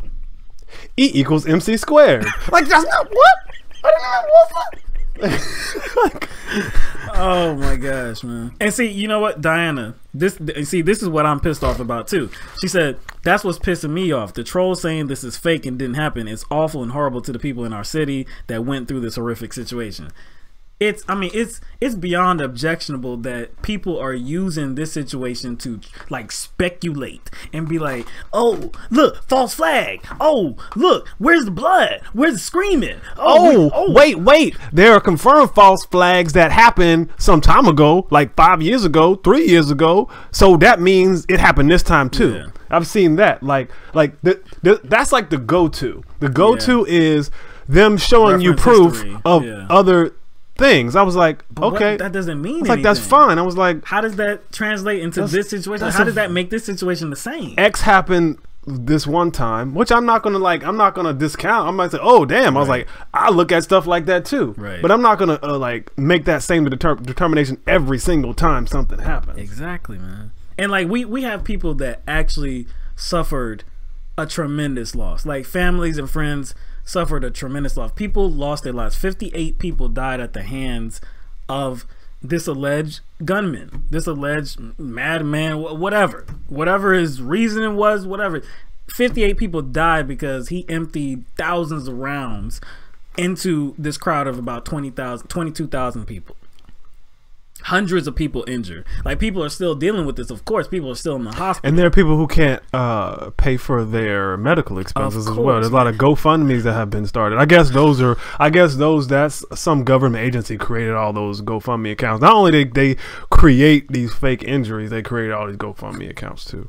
This is like even if it like, let's just like consider, like, who cares? Like, even if he was like some sort of government patsy, like, even if he was, does that mean people didn't really die? That's what I'm saying. Yeah. So like the people are minimizing this as like, oh, this shit ain't real. This ain't real. No, man, people died, man. Many people. The deadliest massacre. I mean, the deadliest mass shooting in America's history, man. I mean, like, this, come on, stop it. Stop it. All 20,000 in the audience were paid actors. Not only that, probably whoever was performing at the concert, all the crisis actors, Las Vegas Police Department, all the emergency responders. Yeah, the sheriff was in on the security guards at the place. Yeah, that's right. The security guard got shot. He got shot on purpose. Like, we got to make this look real.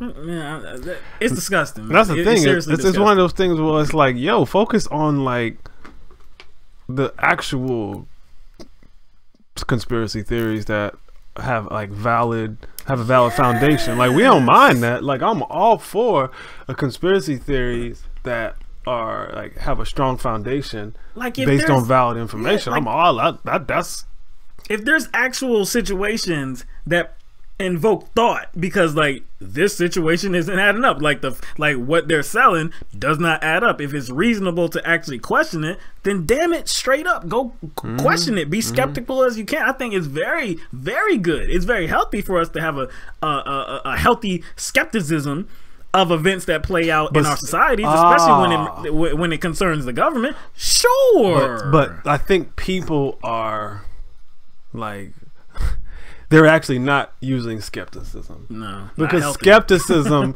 skepticism doesn't equal believe every damn cockamamie theory that is out there. That's not what skepticism is. No, it isn't. Skepticism is not like irresponsibly and irrationally putting forth narratives and asking. You would have to have a reason for the skepticism, like a valid reason for it. Yeah, and the thing is, like, again, it's like, even if it's like, oh, you don't want questions to be asked. I was like, why? Like, first of all, every question is that actually not logical. Every question isn't logical. Like, for instance, if I like some sort of a dice, if I roll a dice and before I roll the dice, I show you that these are the numbers. These are the numbers on the dice, and you see the numbers, and you already know all the possibilities. Did it land on a 1, a 2, a 3, a 4, a 5, or a 6? Those are valid questions. An invalid question would be, in that situation, knowing what the possibilities are. Invalid question: did it land on a 35? Did it land on the 58? Can I add the sides together? The sides that are still. I was like, those aren't valid questions. No, that's not valid. So don't, like, you can't. That's not valid skepticism. So like, as soon as you challenge somebody's questions, they get mad at you. I'm like, that's not even a valid question based on what we know now. Actually, and based on what's possible. You know what I'm saying? It's like, if I say it's like, I flip a coin, there's a heads and tails, and there's a possibility it could just land on the side. But don't be like, well, it's a possibility that it could have sunk through the floor. I'm like, no. And like I said, this unhealthy skepticism is all rooted in, I believe, it's like this one statement: the official story isn't adding up. It's like where all of these conspiracy theories are deriving from. They expect a freaking CSI 3D reconstruction, a map, an outline, something, some detailed. They want all the details right now. Like, if you don't give it to them, that's regular people. That's why I something must be. That's why I told you I was pissed off, because it's like the entitlement of the American public, or not just American public, everywhere, public period. The entitlement to believe that you should be, you should get all these, I guess, sensitive files and all these kind of sensitive photos and sensitive information, the same information that law enforcement gets, like that should be available to you right off the bat. I think maybe that's a consequence of us living in the information age, and so us having information readily available to us all the time may give us the false impression when certain events go down we should know everything like hours later, you know. So whatever.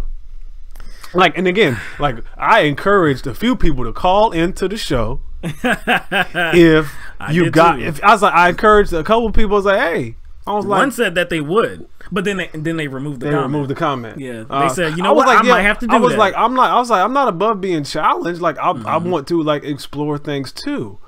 You know what I'm saying? But see, come on, like we use logic, right? We use actual like evidence. We use reason. Like we use different things to actually arrive at conclusions that we draw, right? They shape our opinions and our analysis. So if you come on here and you challenge us with some faulty information, it's gonna be easily squashed. It's gonna be easily squashed and live.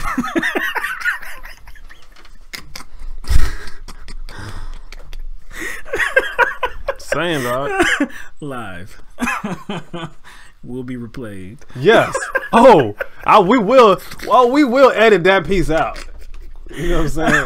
No, we don't want to scare nobody, man. We want them to call in, man. We don't want to scare nobody. No, we won't replay it.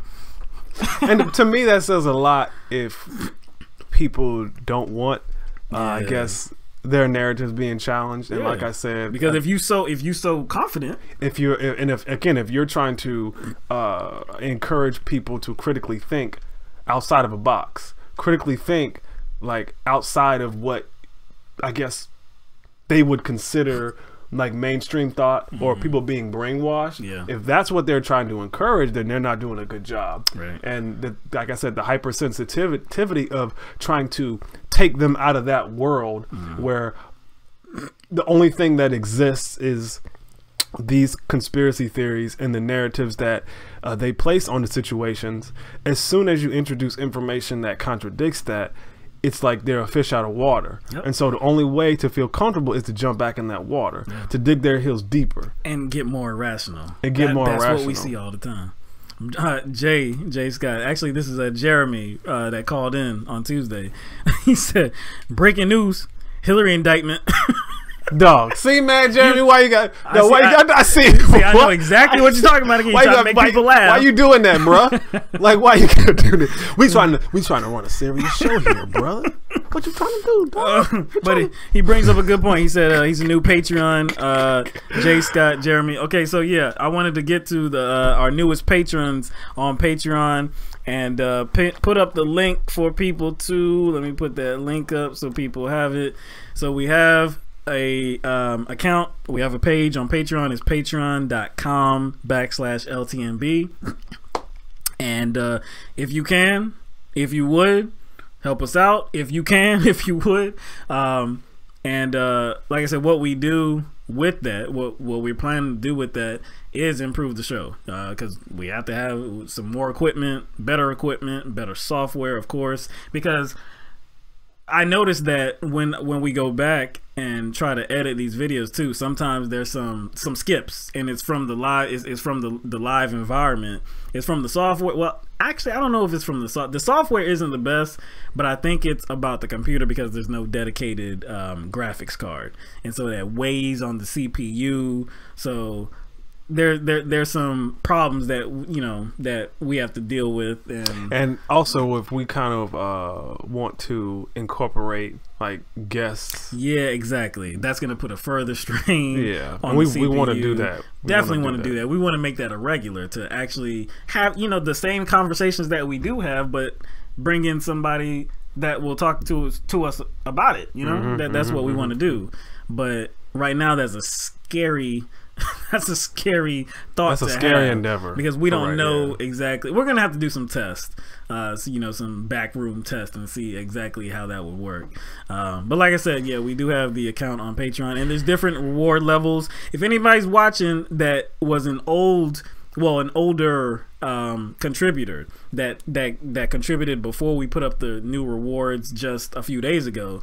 I want you to edit your contribution so that you are in those reward levels. So because we have different things, you know, we can shout you out, we'll follow you on your social media, and also we're gonna have a monthly private stream. We're gonna have a monthly private stream for our $10 contributors, and we haven't put that together yet because there's only been, I believe there's only been one person. Is it one person?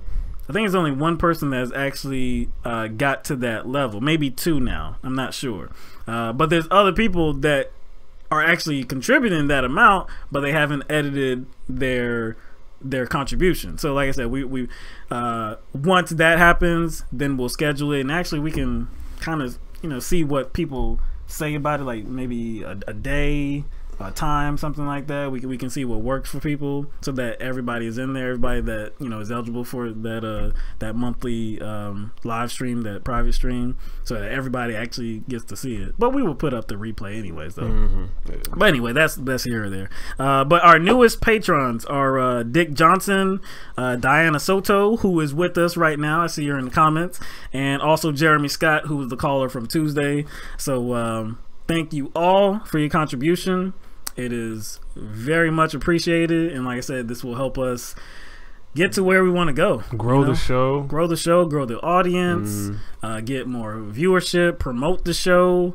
And we thank you all for watching, for sharing our material, for commenting, for calling in. We appreciate all the activity, and you provide. I saw one comment on the, and this is a thumbs up to Jeremy. I saw one comment on the last video that we did, the last broadcast, that somebody said that was the best live call in that I've ever heard. Yeah, so that was a big up to you, Jeremy. Yeah, man. Yeah, because and we said the same thing, man. You were you were able to articulate your positions and get your message across, ask thought-provoking questions, so even made us laugh. I agree with that. It does need, Patreon does need a button to make a one-time donation. Yeah, I agree with that.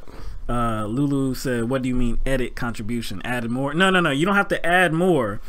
You know, I don't even know there's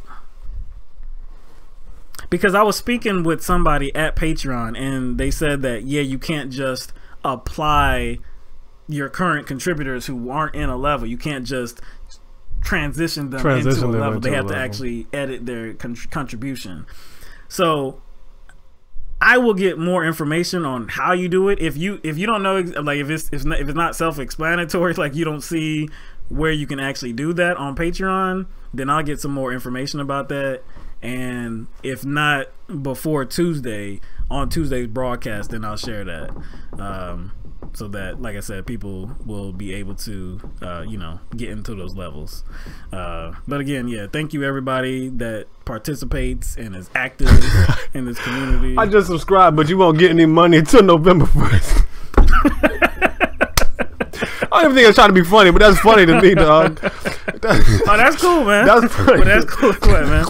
Look, I mean, it's the thought that counts right now. I mean, like I said, man, you have made the effort to contribute to the show. Yeah, for real. Just by commenting. Yeah, just by commenting and viewing us. And like I said, if you share our material, whatever. But if you're going to support us financially too, big ups to you. I mean, like I said, we couldn't be more appreciative because, and we said this last stream too about YouTube and how they're hijacking the ability to actually make money off of what we do. Because, I mean, this is a big bulk of what we do right here. I mean, this takes a lot of time and effort. And actually, I think if you just add up the amount of time we're putting in from week to week, it's actually much more than it was in 2016. True.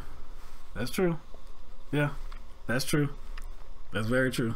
It's you know what, and it's newer too, so it's harder.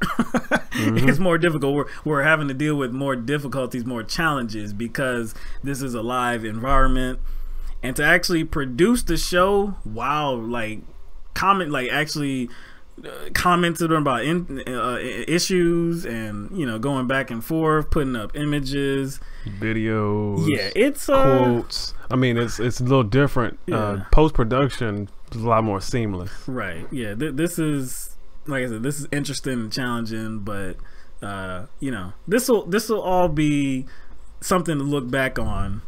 Like I said, once we actually have more individuals actually on hand helping us out, you know, and hopefully, like I said, we can actually pay these individuals, because we have goals on Patreon too. You know, certain levels, $500, you know, $1,000 a month.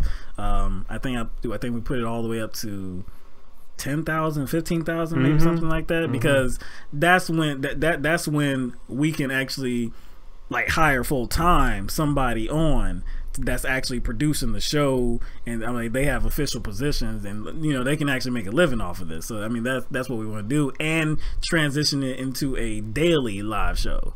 So like I said, we got plans, and we're gonna keep growing this you know, growing this show, growing this platform, because we think we have a lot to offer, and you know, we want to take everybody with us. You know, we want to grow this community, you know. So that's all I got. Man, I ain't got nothing, man. I ain't got nothing, man. So that's all we have until next Tuesday. Gosh, that's right, next Tuesday. Yeah, 5 days. 5 days. You know, I'm telling you, it's going to be. I have a funny feeling it's going to be like a bottleneck effect with information we're gonna have to deal with on Tuesday. Yeah.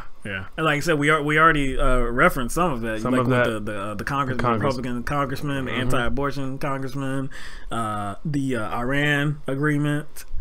We didn't even talk about, and this is not even the Facebook Russia thing. Yeah, we didn't talk about that because with the oh, of course, Lulu. Russian you know the after show was going down. You know the after show was going down. You ain't got to ask. Of course, the after show. Come on, yeah. You know that.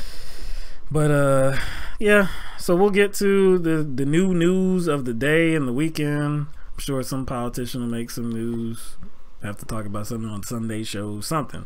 We'll have some brand new content for you. But until then, everybody have a good weekend. Have a good night.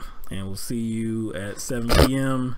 Eastern Standard Time on Tuesday. I see you. We see you, Terror Break. Right there. We see you, Terror Break. Watch out. Yeah, we see you. We see exactly what you're saying there. See, Mug's trying to throw us off, dog. Mug's trying to throw us off. It's working, too, but damn. Yeah. But all right. I'm tripping, man. Hold up, Jay Scott says, so super chat donations is a ripoff. I don't think it's a ripoff. It's just another way to contribute. Yeah, it's not a way to. It's just something that YouTube does. I mean, like they don't hijack that. I'm talking about like the monetization of the videos, actually having advertisers run ads on the videos that played on YouTube. Like they're trying to prevent that from happening based on subject matter. Yes, Diana Soto. There is an after show. After the show, there's an after party, and you know. She was there last time. Yeah, she was there on Facebook last time. Well, she acting like is she being sarcastic? Yeah, I think she's being sarcastic. Okay, I was about to say that LOL. That's an LOL. Okay, yeah. She act like she ain't never there. There's an after show. I didn't know. But anyway, we'll see y'all over there. If you want to head over to Facebook and. You know, we'll just be chilling. It's like a chill chat. Yeah, a little chill chat. You know. But anyway, everybody have a good night. Have a good weekend. All right.